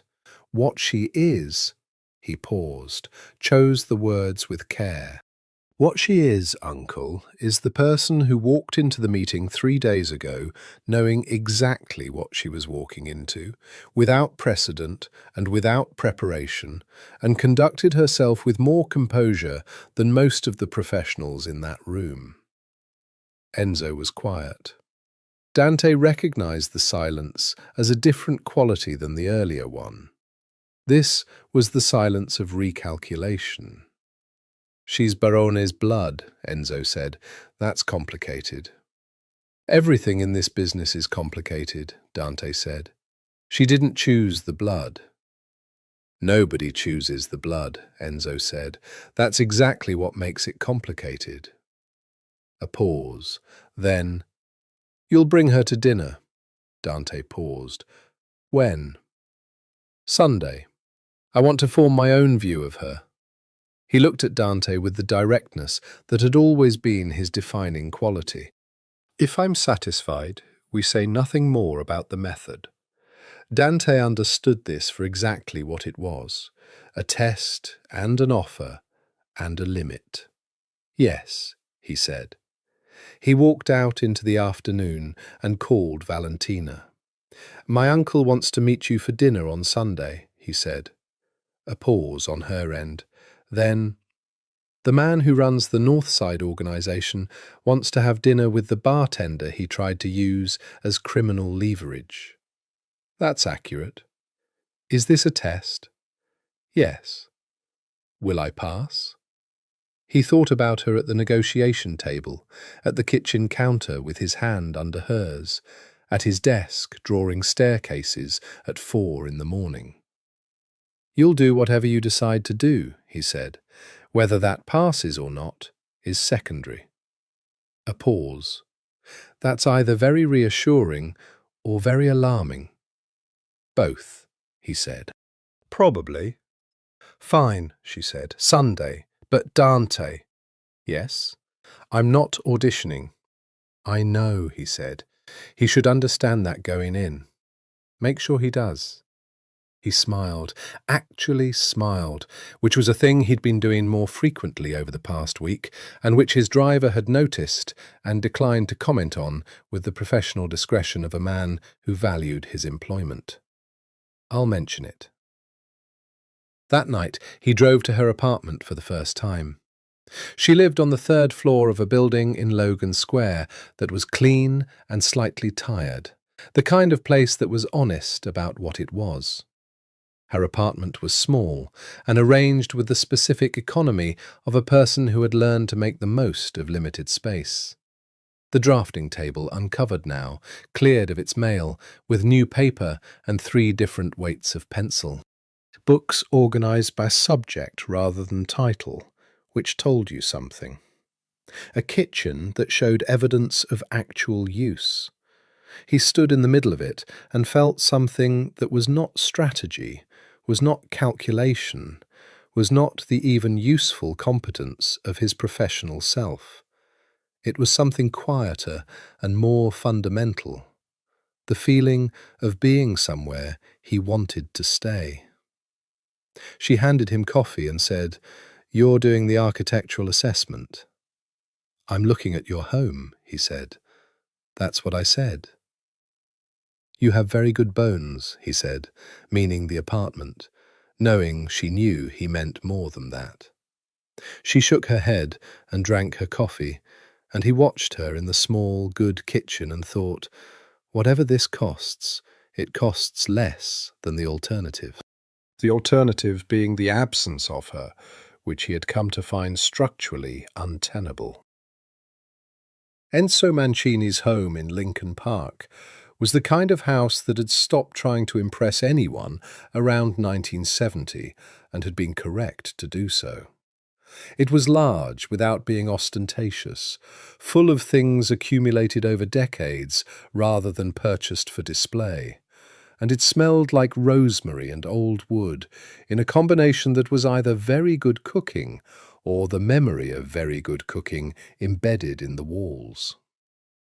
Valentina, who had spent the drive over telling herself this was simply dinner with an elderly man who happened to run a criminal organization, found the domestic reality of it briefly disorienting. Enzo met them in the front hallway. He was smaller in person than the idea of him, but he had the quality of compression, of density, of a thing that weighed more than its dimensions suggested. He looked at Valentina the way she was becoming accustomed to powerful men looking at her, with the specific assessment of someone determining fit within a larger structure. She looked back at him with equanimity. "Valentina," he said. Her name in his mouth had a different quality than in Dante's, not warm, but not cold either, evaluative, like a word being measured against its definition. "Mr. Mancini," she said. He made a sound that was somewhere between approval and amusement. "Come in." The table was set for 6. Sal was there, the dried-out small man from the party, whose eyes were watching her with the same quality they'd had that night, specific and private. An older woman named Rosa, who turned out to be Enzo's wife of 40 years, and who greeted Valentina with the warmth of someone who had watched men in her family turn everything into a test and had long since decided to simply be kind to whoever walked in. And a man named Vincenzo, Dante's cousin, who was 35 and looked at Valentina with open assessment that was not hostile, just thorough. Dinner was made by Rosa, who cooked with the absolute authority of someone who had never once followed a recipe and never needed to.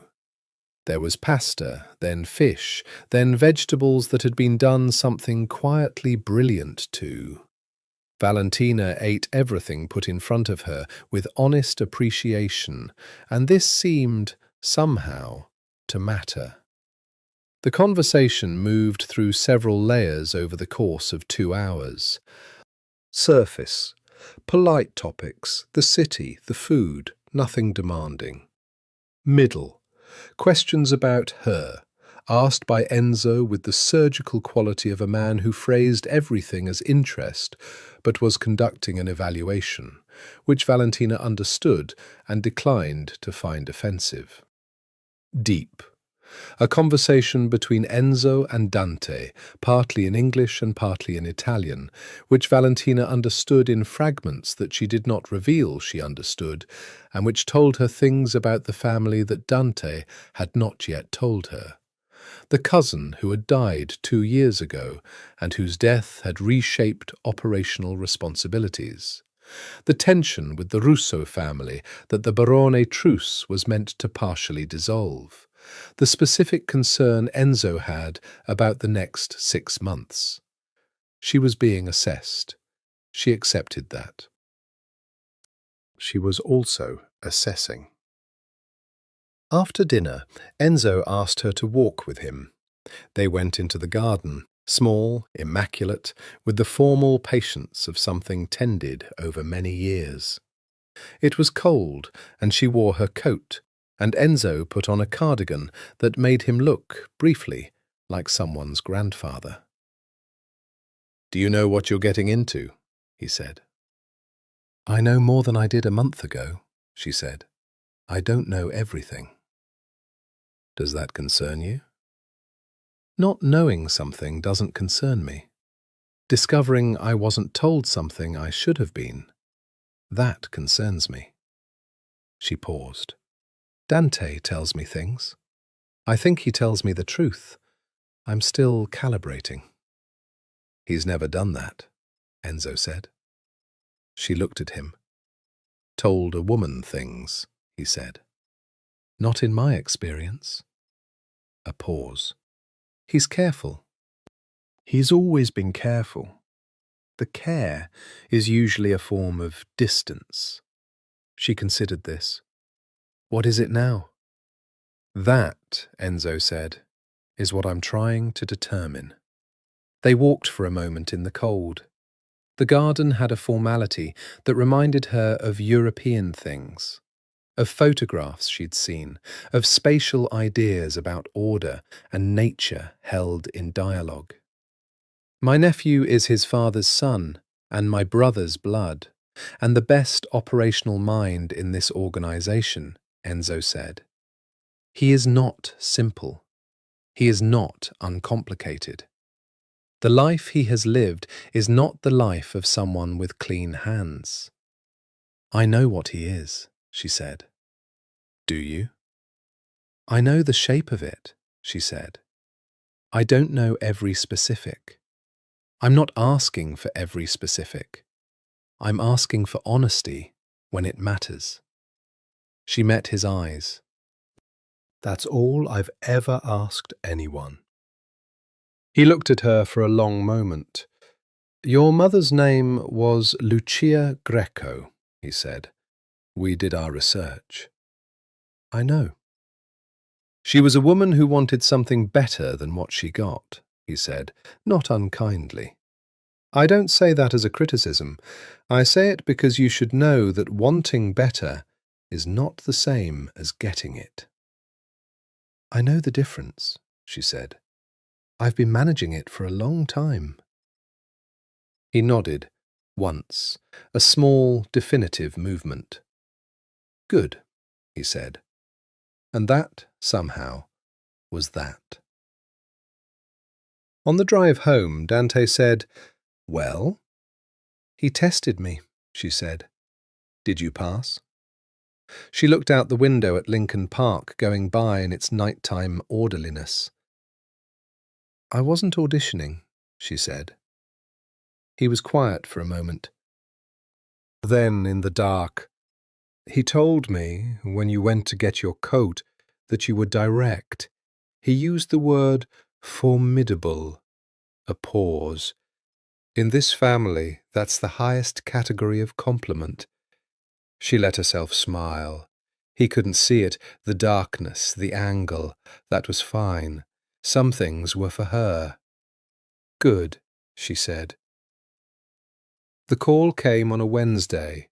Dante was in the middle of a meeting, not a significant one, logistics, the kind of thing that ran smoothly and required his presence as confirmation rather than direction, when his phone lit up with a number he recognized as one of their New York contacts. He stepped out. "Baroni's been talking," the contact said. "Not about the truce, about the girl." Dante felt something go cold and specific in his chest. "What kind of talking?" "There's a man named Tester, Anton Tester, runs pieces of the Brooklyn operation, one of the ones Barone's been building alliance with. He's been asking questions about her, specifically who she is, where she lives, what her daily pattern looks like." "When did this start?" "Best we can tell, within 3 days of the meeting." 3 days. The meeting had been 10 days ago. For 7 days, someone had been building a profile on Valentina while Dante had been managing the domestic architecture of a new reality, and he had not seen it coming. And the not seeing filled him with a cold fury aimed entirely at himself. Testa works for Barone. With him, not for him, but they have interests in common. A pause. Here's the other layer. Testa's people in Chicago have been asking around Club Rosso, her work schedule, whether she has a relationship. He ended the call. He sat for one moment in the clarity of the cold fury, processing it, and then he called Valentina. She picked up on the second ring. "Hey, are you at work?" The quality of his voice communicated something. He heard her register it. "Not tonight. I'm home. What's wrong?" "I need you to pack for a few days," he said.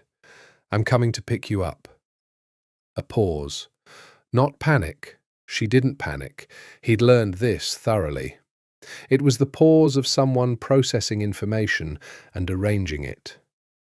How immediate is the concern? Moderate to significant. I'll explain when I'm there. Dante. Her voice was steady. Is this because of Barone? Because of someone connected to Barone, yes. I don't believe Barone himself ordered it, which I'll explain, but later. Pack what you need, leave everything else. I'm not afraid of Valentina. He said her name with a weight he didn't usually put on it. I need you to trust me right now. A breath on her end. Then, I trust you. Come get me. He brought her to the penthouse. She said nothing when he explained the situation. She listened, as she always listened, with total attention and the controlled face that wasn't controlled vacancy, that was controlled presence. And then she asked 3 questions, each one more precise than the last, until she understood the shape of it. Testa is covering himself, she said. If the truce breaks down, I become leverage against Barone, not for your family, but for his own position. He's ahead of the possibility. Yes, Dante said. Barone doesn't know Testa is doing this? We believe not, but we can't confirm it. She nodded, sat with it. Then, tell Barone. He looked at her. He's not someone I call. You don't have to call him, she said. I will. The room was very quiet. Valentina. He gave me his contact information at the end of the meeting. She met his eyes. He asked if he could be in touch, and I said I'd think about it. I've been thinking about it. The thinking is done. She paused. Testa moving on me without his knowledge is a threat to the truce, not just to me. If Barone is honoring the truce, he needs to know. You're making an operational decision, Dante said.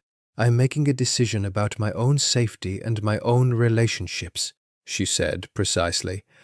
Those happen to have operational implications. He looked at her. This woman who had, in the span of 3 weeks, gone from bartender to the center of a complex architecture of family and power and relationship that would take most people years to navigate, and who was navigating it with the instinctive competence of someone who had always been built for more than their circumstances allowed. There's something else, she said. She was reading his face. What's the something else? Testa's inquiry included a question about whether you had a relationship, he said. Whether you were involved with someone in the Mancini family. A pause. So our relationship has become a factor?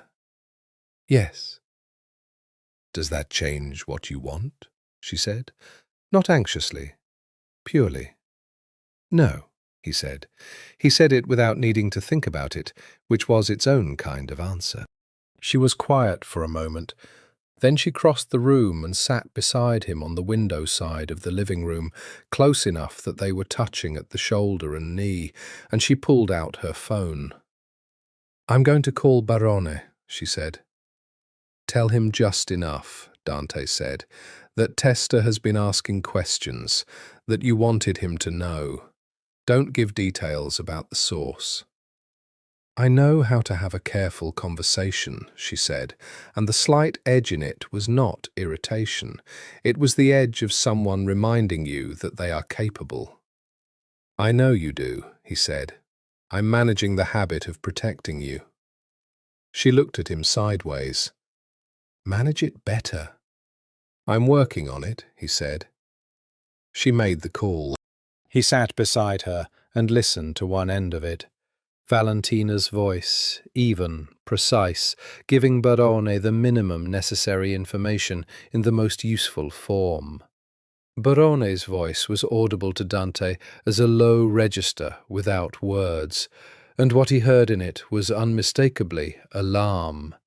Then something else, something lower and private and aimed at her specifically, which Dante did not fully hear, but which he watched Valentina receive with an expression that closed very slightly around something.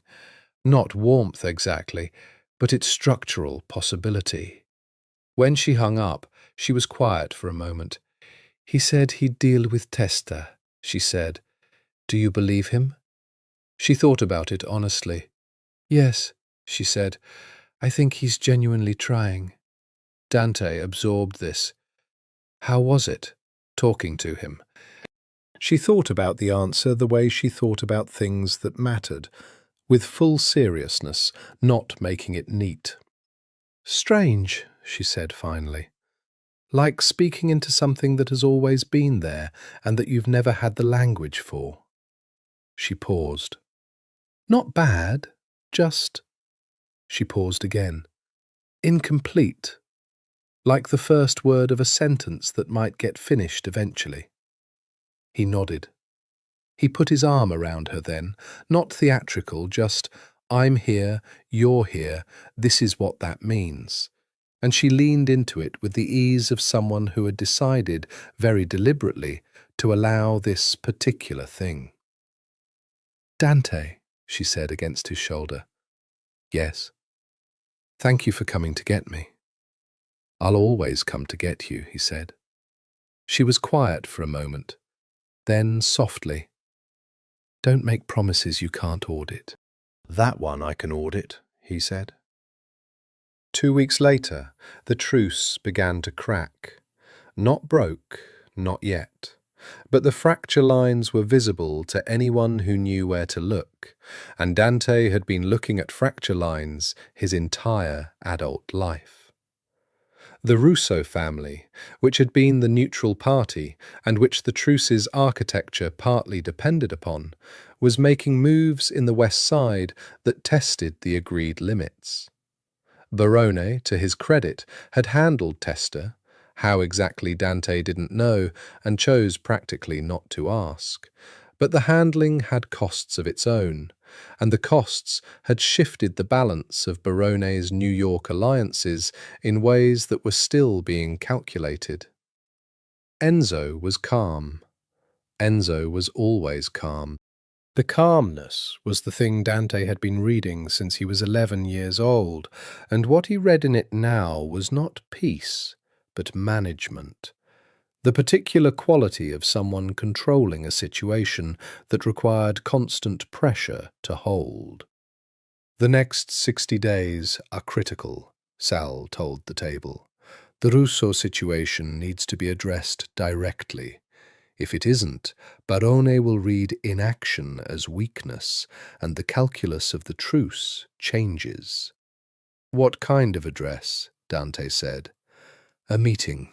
North side, south side, Barone as a witness to the resolution.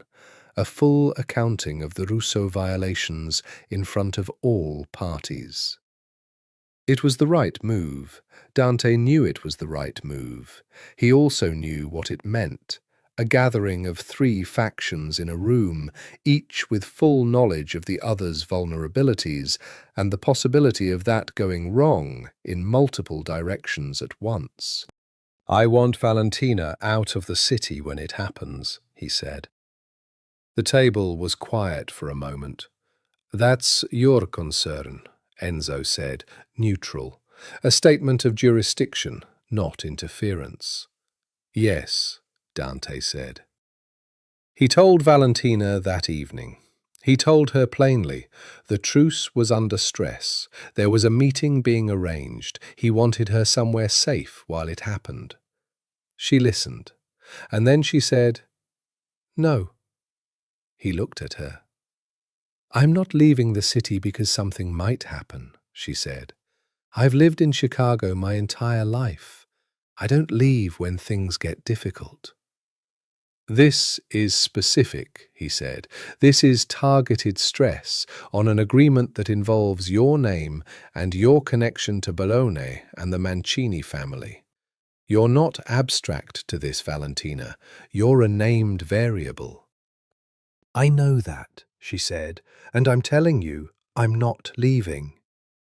He felt the frustration, clean, controlled, real. He understood exactly where she was standing, the pride that was survival, the refusal to be moved. He understood it because he had the same quality in himself, differently configured. He also understood that it was going to get her hurt if he didn't manage it correctly. "What if I asked you to?" he said. Not demanded, asked. She looked at him. The calculation visible this time. He was becoming better at reading her calculation. "Why?" "Because I can't do what I need to do in a room that might become dangerous if I'm thinking about whether you're somewhere else that might also be dangerous," he said. It was, of all the things he could have said, the truest one. She was quiet. "I'm asking," he said. "I'm not ordering. I'm not leveraging. I'm asking, specifically and personally, because the asking costs me something and I'm willing to pay it." She looked at him for a long moment, the longest assessment with the most layers. "Where?" she said. "My family has a house outside of Rome," he said. "Rosa could go with you. She's been looking for an excuse to visit. It's 10 days, 2 weeks at the outside." "Italy," she said. "Italy." She processed this. He watched the war in her between the independence and the understanding that independence, taken past a certain point, became its own kind of rigidity. "If I go," she said, "I'm going because I'm choosing to, not because you've decided it." "I know the difference," he said. "I'm counting on the distinction." She exhaled. "Fine. Italy." He let the relief happen internally and privately, which was the only form of relief he permitted. But the day before she was supposed to leave, the fracture became something more. He got the call at 3 in the afternoon. A man named Giordano, one of the Russo family's middle-tier operators, had been picked up by the police with a significant quantity of something he shouldn't have had, and in the process of being picked up, he had apparently been forthcoming in ways that implicated parties on the north side of certain activities during the previous year. It was not catastrophic. The activities in question were not the most serious ones, and the legal risk was manageable. But it was the kind of thing that shook foundations, and it changed the timeline. The meeting was being pushed to this week. Thursday, 2 days from now. Dante rearranged 11 things, made 6 calls, and then drove to Valentina's apartment. She was at her drafting table, actually at it, working, pencil in hand, paper covered with lines he recognized as structural elevations, the kind of drawing that required sustained focus and a particular kind of thinking. She looked up when he came in and read his face with the accuracy she'd developed over the past weeks. "How bad?" she said. "The timeline accelerated," he said. "The meeting is Thursday." "Not enough time for Italy?" "No." She set down the pencil. He sat on the couch, the one with the lamp beside it that cast a warm circle of light in the apartment, and she turned her chair to face him, and they looked at each other across the space with the honest clarity of two people who had decided not to perform things for each other. "Tell me what you need from me," she said. He had a list internally. Practical requirements. Stay in the penthouse, away from Club Rosso, away from patterns. Not to contact Barone until after the meeting. To have her phone on at all times. To eat, which was not something he would normally add to such a list, but which was something he'd noticed she tended to neglect when she was thinking hard about something. He told her all of these things, and then he said, "I need you to know that whatever happens Thursday, I'm coming back." She looked at him, not at the operational comfort of it, at the person saying it. "Dante, I'm telling you," he said, "because you told me not to make promises I can't audit." He held her eyes. "I can audit that one." She crossed the room. She sat beside him on the couch, close, and she put her hand on his chest over his heartbeat, which was not a gesture she'd made before, and it was so simple and direct and hers that he couldn't look away. "Come back," she said. "Yes," he said. He put his hand over hers, over his own heartbeat, and held it there. He wore the black jacket. She noticed this as he left. Stupid, the noticing, she told herself, a detail without operational relevance. But she noticed it anyway, and she stood at the penthouse window long after the car had gone, watching the grey November lake, and reminding herself of all the things she'd learned about herself in the past month. That she was harder to frighten than she'd believed. That she wanted things she'd stopped letting herself want. That the particular quality of steadiness she'd carried her whole life, the hands that didn't shake, the voice that stayed level, was not just defense mechanism, but character, and character was worth building from. She went back to the drafting table. She worked. She drew for 4 hours with a concentration that was both genuine and meditative. The kind of work that required all of you so completely that nothing else could occupy the space simultaneously.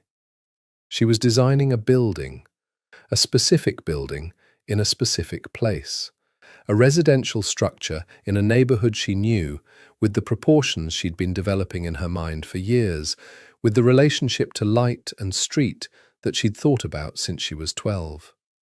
It would never be built, probably. That was fine. It was the thinking that mattered. At 6:30 her phone buzzed. Not Dante, Rosa, checking in from the Mancini house on the North Shore, where Valentina had stayed last week, and where Rosa had made her pasta and asked her questions about architecture, with the genuine interest of someone who found things interesting, rather than using interest as a technique. "Is everything okay tonight? I'm thinking of you, cara." She texted back, "I'm fine, working. Call me later if you want." She made coffee. She went back to the table. At 9:47, Dante called. "It's done," he said. She set down the pencil. "Are you all right?" "Yes." A pause. His voice had the quality it got when he was managing something, the extra control, the slightly more careful placement of words. The Russo situation has been resolved. The terms have been reconfirmed. Barone was present and cooperative. And the fracture? Held. Another pause. Barely, but it held. She exhaled, slowly.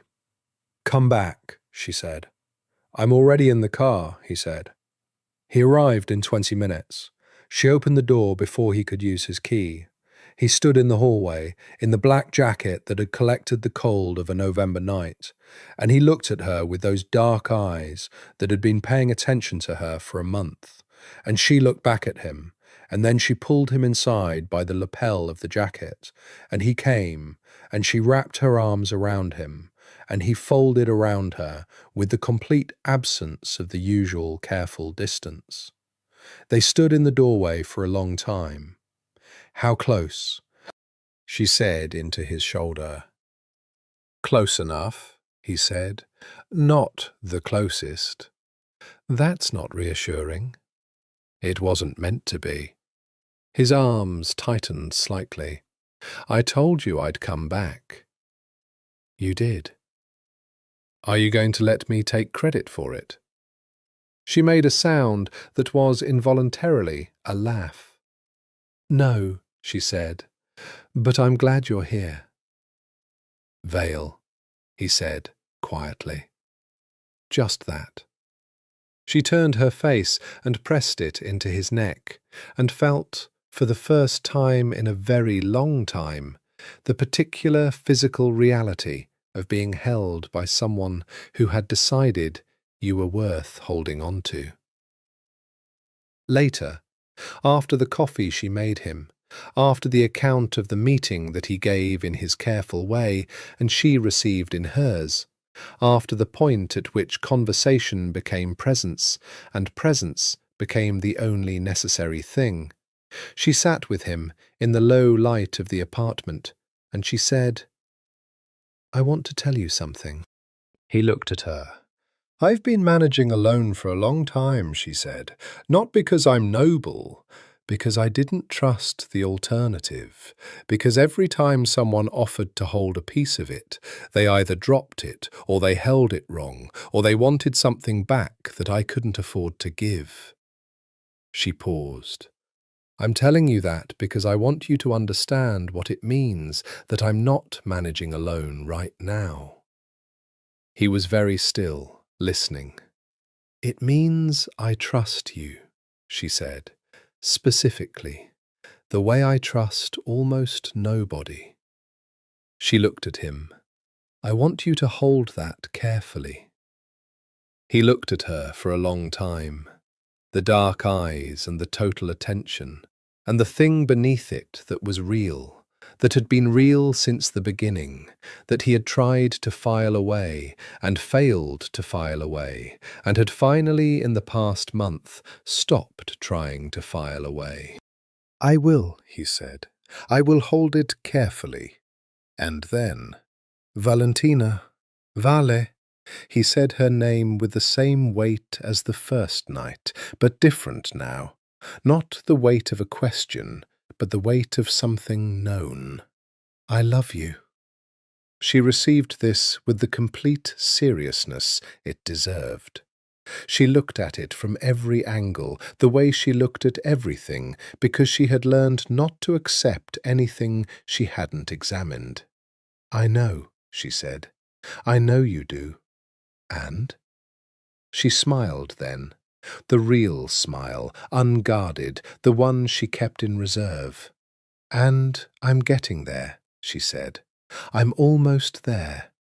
"Tell me when you arrive," he said. Not wounded, not demanding, the patient, absolute attention that was his particular quality turned toward her like it always was. "You'll know," she said. He nodded, and the night continued. December came to Chicago with the particular commitment of a city that had been doing December for its entire existence and had no intention of being gentle about it. Valentina submitted her application to IIT's graduate architecture program on the 5th of the month, sitting at Dante's desk with the lake grey and moving outside the unusual windows, drinking the coffee he had made for her and that was, she would never tell him, slightly better than the way she made it for herself. She submitted it with the calm of someone who had been waiting to do this for 4 years and who recognized in the doing something she'd lost and found again. She called Baroni the following week. She didn't tell Dante first. Not out of secrecy. She told him after, fully, but because it was her call to make, and she needed to make it on her own terms, which she'd said, and which was still true. She called Barone on a Tuesday afternoon, sitting in her own apartment because she'd gone back to it, not because anything between her and Dante had become uncertain, but because she'd needed to sleep in her own bed for a week and water her plants, which had been hanging on with the particular stoic endurance of things that have no other option. Barone picked up on the first ring, like he'd been waiting.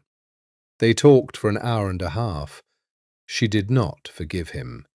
She was honest with him about this, said it plainly, in the way she said things that were true and that needed to be understood without construction around them.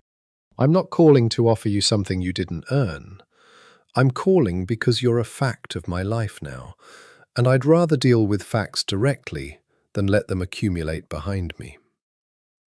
He was quiet after this for a long moment, and then he said that he understood. He told her about her mother, things she hadn't known. Lucia in her 20s, her particular laugh, the way she'd argued about politics at a kitchen table in Pilsen with the conviction of someone who had actual stakes in things. He'd loved her, he said. He'd loved her in the inadequate way of men who loved things they couldn't prioritize, and the inadequacy hadn't made it less real, only less usable. Valentina listened to all of it. She stored it in the place where she kept things that were true and painful and that had to be held without resolution, because they were part of the picture, and the picture was going to be what it was, regardless of whether she wanted the frame. I want to ask you something, she said, toward the end of the call. Ask, he said. The letter, she said, the one you wrote to my mother. You said she would be better for having one parent who chose her. She paused. Did you believe that, when you wrote it? A long silence. No, he said finally. I wrote it because I needed to believe it in order to do what I was doing. It was... He stopped. It was the lie I told myself to make the choice bearable.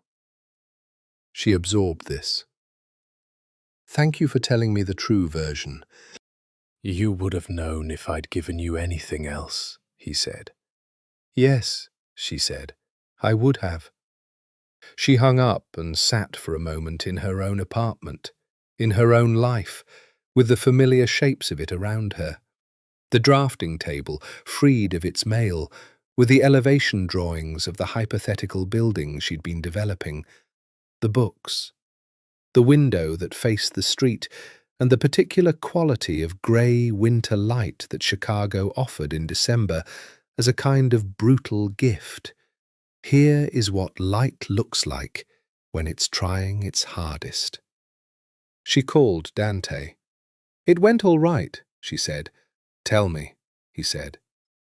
She told him, everything in order, the way she'd learned he wanted it, not because he was controlling, but because completeness was how he processed, how he thought, how he held the weight of things.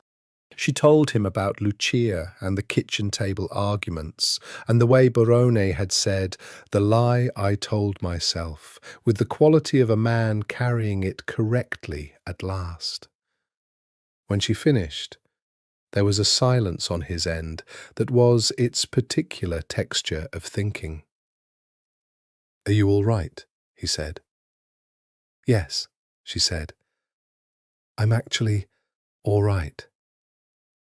That's not performance. Dante, a mild edge. When have I ever performed being all right? Never, he said. You perform being fine. There's a distinction. She stopped. How long have you noticed that? Since the night of the regional manager, he said. You were fine when you came back from that conversation, and it wasn't the same as all right. She put her hand over her eyes, laughed slightly. You're insufferable. I'm thorough, he said. Same thing. She could hear the almost smile happening across the city. Come for dinner, he said. Rosa is here. She made something. What did she make? She wouldn't tell me. That's always a sign it's either exceptional or experimental. She was already standing. I'll take the risk. Vale, he said. Yes? I'm glad you called him. She picked up her keys, her coat.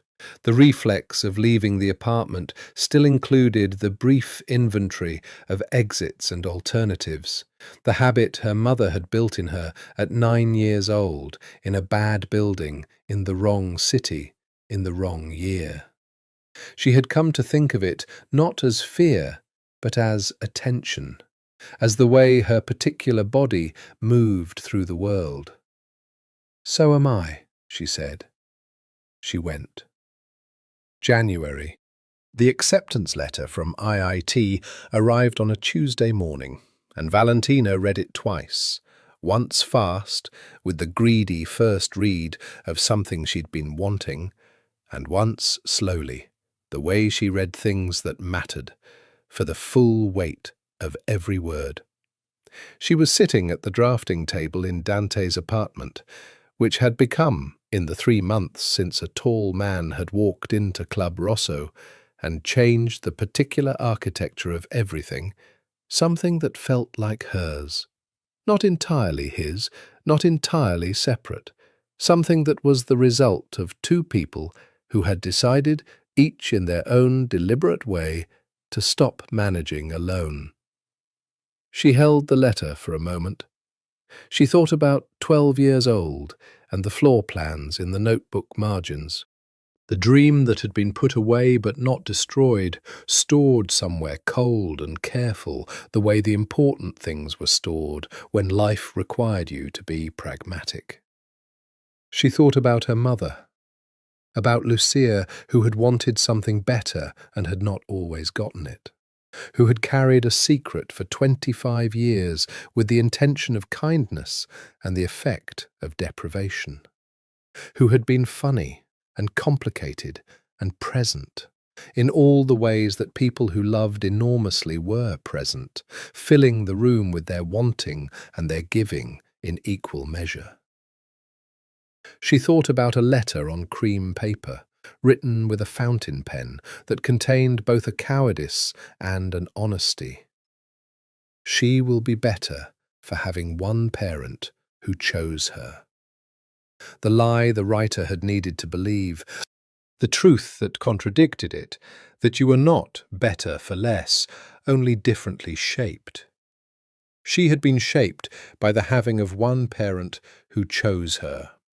The steadiness, the mapped exits, the refusing to ask for help in Santa Barbara because asking cost more than managing.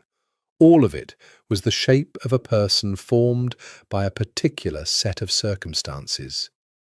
She was not certain she would have preferred different circumstances. She was certain she would have preferred the truth about them. She set down the letter. She picked up her phone. She told Dante first, because he was in the other room and because she wanted to see his face. She appeared in the doorway of the study where he was working and held up the letter and said nothing.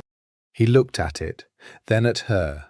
Then he stood up from the desk and crossed the room and took the letter from her hand to read it himself. The careful, thorough way, not the skimming that would have been sufficient. And when he looked up, his expression was the one she'd been cataloguing for 3 months. The real one. The one he gave to very few things. The one without the architecture of control. "Congratulations," he said. "Thank you." She was smiling. She let herself. "I start in September." 9 months to prepare. "I intend to use them." He handed back the letter. He looked at her with the particular quality of attention she had gotten used to and never taken for granted, because that was the mistake people made with things like that, assuming continuity instead of being in the specific moment of it. "I'm proud of you," he said, quietly, without ceremony. She felt it, the honest straightforwardness of it. No performance, no agenda, just the plain fact of someone who meant what they said because they had decided that meaning things was more valuable than precision management of everyone's impressions. She had arrived, she thought. Without having announced it, she had arrived at the place she'd told him she was travelling toward. That last night in November, with his hand over hers and the lake visible in the low light. "Dante," she said. He looked at her. "I love you." It landed in the room with the weight of something that had been waiting to be set down. He was very still for a moment. The particular stillness of a man for whom receiving something directly was still, despite everything, harder than giving it. He touched her face with one hand, the exact, deliberate care of someone who had learned to hold carefully. She leaned into it slightly. "I know," he said. And then, "I've known." "Tell me when you knew," she said. "The exit mapping," he said. "The first night. Your mother teaching you at 9 because she wanted you prepared for a world that wasn't going to be gentle." He paused. "I knew before I was ready to know." "That's honest." "I'm working on honesty," he said. "You've been a demanding teacher." She laughed. She moved closer. He was right there, always, for 3 months, there in the specific way of someone who had decided there was where he was going to stay. She put both hands on his face the way she had that morning in the apartment when she'd asked him what he actually wanted. And he put his hands at her waist, and they looked at each other from close range, without looking away. "What happens now?" she said. "You go to school," he said. "The truce holds, or it doesn't, and we navigate that. Barone becomes whatever he becomes to you, incrementally." He paused. "I stay in this." "In this," she said. "Here, with you." He said it without qualification. "Whatever it costs." She thought about costs and what they were worth and the particular arithmetic of a life that had been, for a long time, carefully managed toward minimum expenditure. The way she'd stopped spending on the things that mattered, the drawings, the wanting, the permission to want, in the service of the possible, the practical, the price of the gas bill. She was tired of minimum expenditure. She was ready to spend. In the spring, the truce was formally signed. It was a document with no official standing and every practical significance, negotiated in a room on Erie Street over 3 sessions, with Dante as the architect of its language, and Valentina once in the room for the closing, not as leverage, not as a variable, but as a named party in her own right, representing the line between 2 families that she embodied, whether anyone intended it or not. Barone signed without looking away from her. Enzo signed with the satisfied brevity of a man who had built something that would outlast the building. Dante signed last, with the fountain pen his uncle had given him when he was 25, and that he had used in the years since for everything that mattered. Valentina did not sign. She hadn't been asked to. She watched, and she remembered the shape of the room, and she thought about everything she came from, the woman who had carried a secret, the man who had written a cowardly letter, the uncle who had built an empire in the dark, the other man who had been sent to use her and had found in the careful, specific honesty of paying attention that he couldn't. She thought about the girl at 9 years old, in a building with bad walls, memorizing exits. She will be better for having one parent who chose her. She had been chosen by one parent who stayed. She had been left by one who hadn't. She had been mapped and surveilled and discovered by a family whose interest in her had begun as operational and become, through the alchemy of honesty and time, something more durable. She had been seen, really seen, specifically and fully, by a man who had been built for precision and who had found in her specifically that precision without honesty was just a sharper form of distance. She was Marco Barone's daughter. She was Lucia Greco's daughter. She was the girl from the wrong building in the wrong year who had mapped every exit she'd ever walked into, who had kept her hands steady while the world didn't, who had put away the drafting table because grief and practicality required it, and who had picked it up again because some things couldn't be put down forever. She was 25 years old, and she was going to design buildings. She was not a pawn. She had never been a pawn. She had been all along the kind of person who was more dangerous than any pawn, who moved through the world with both the full weight of her history and the clean, forward-facing intention of someone who had decided that history was instruction, not sentence. After the signing in the hall, Dante came to stand beside her. "How are you?" he said. "Present," she said.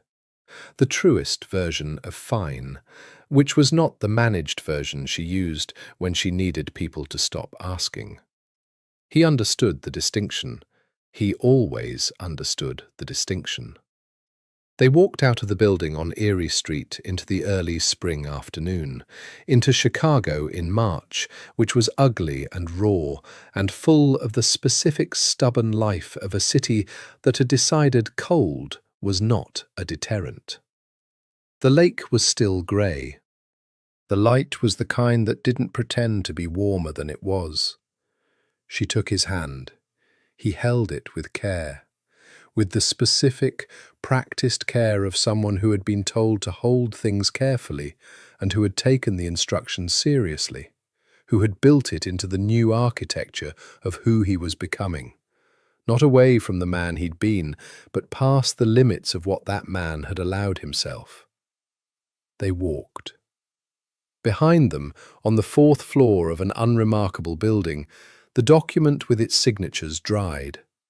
Ahead of them, the city, the lake, the shape of something still being built.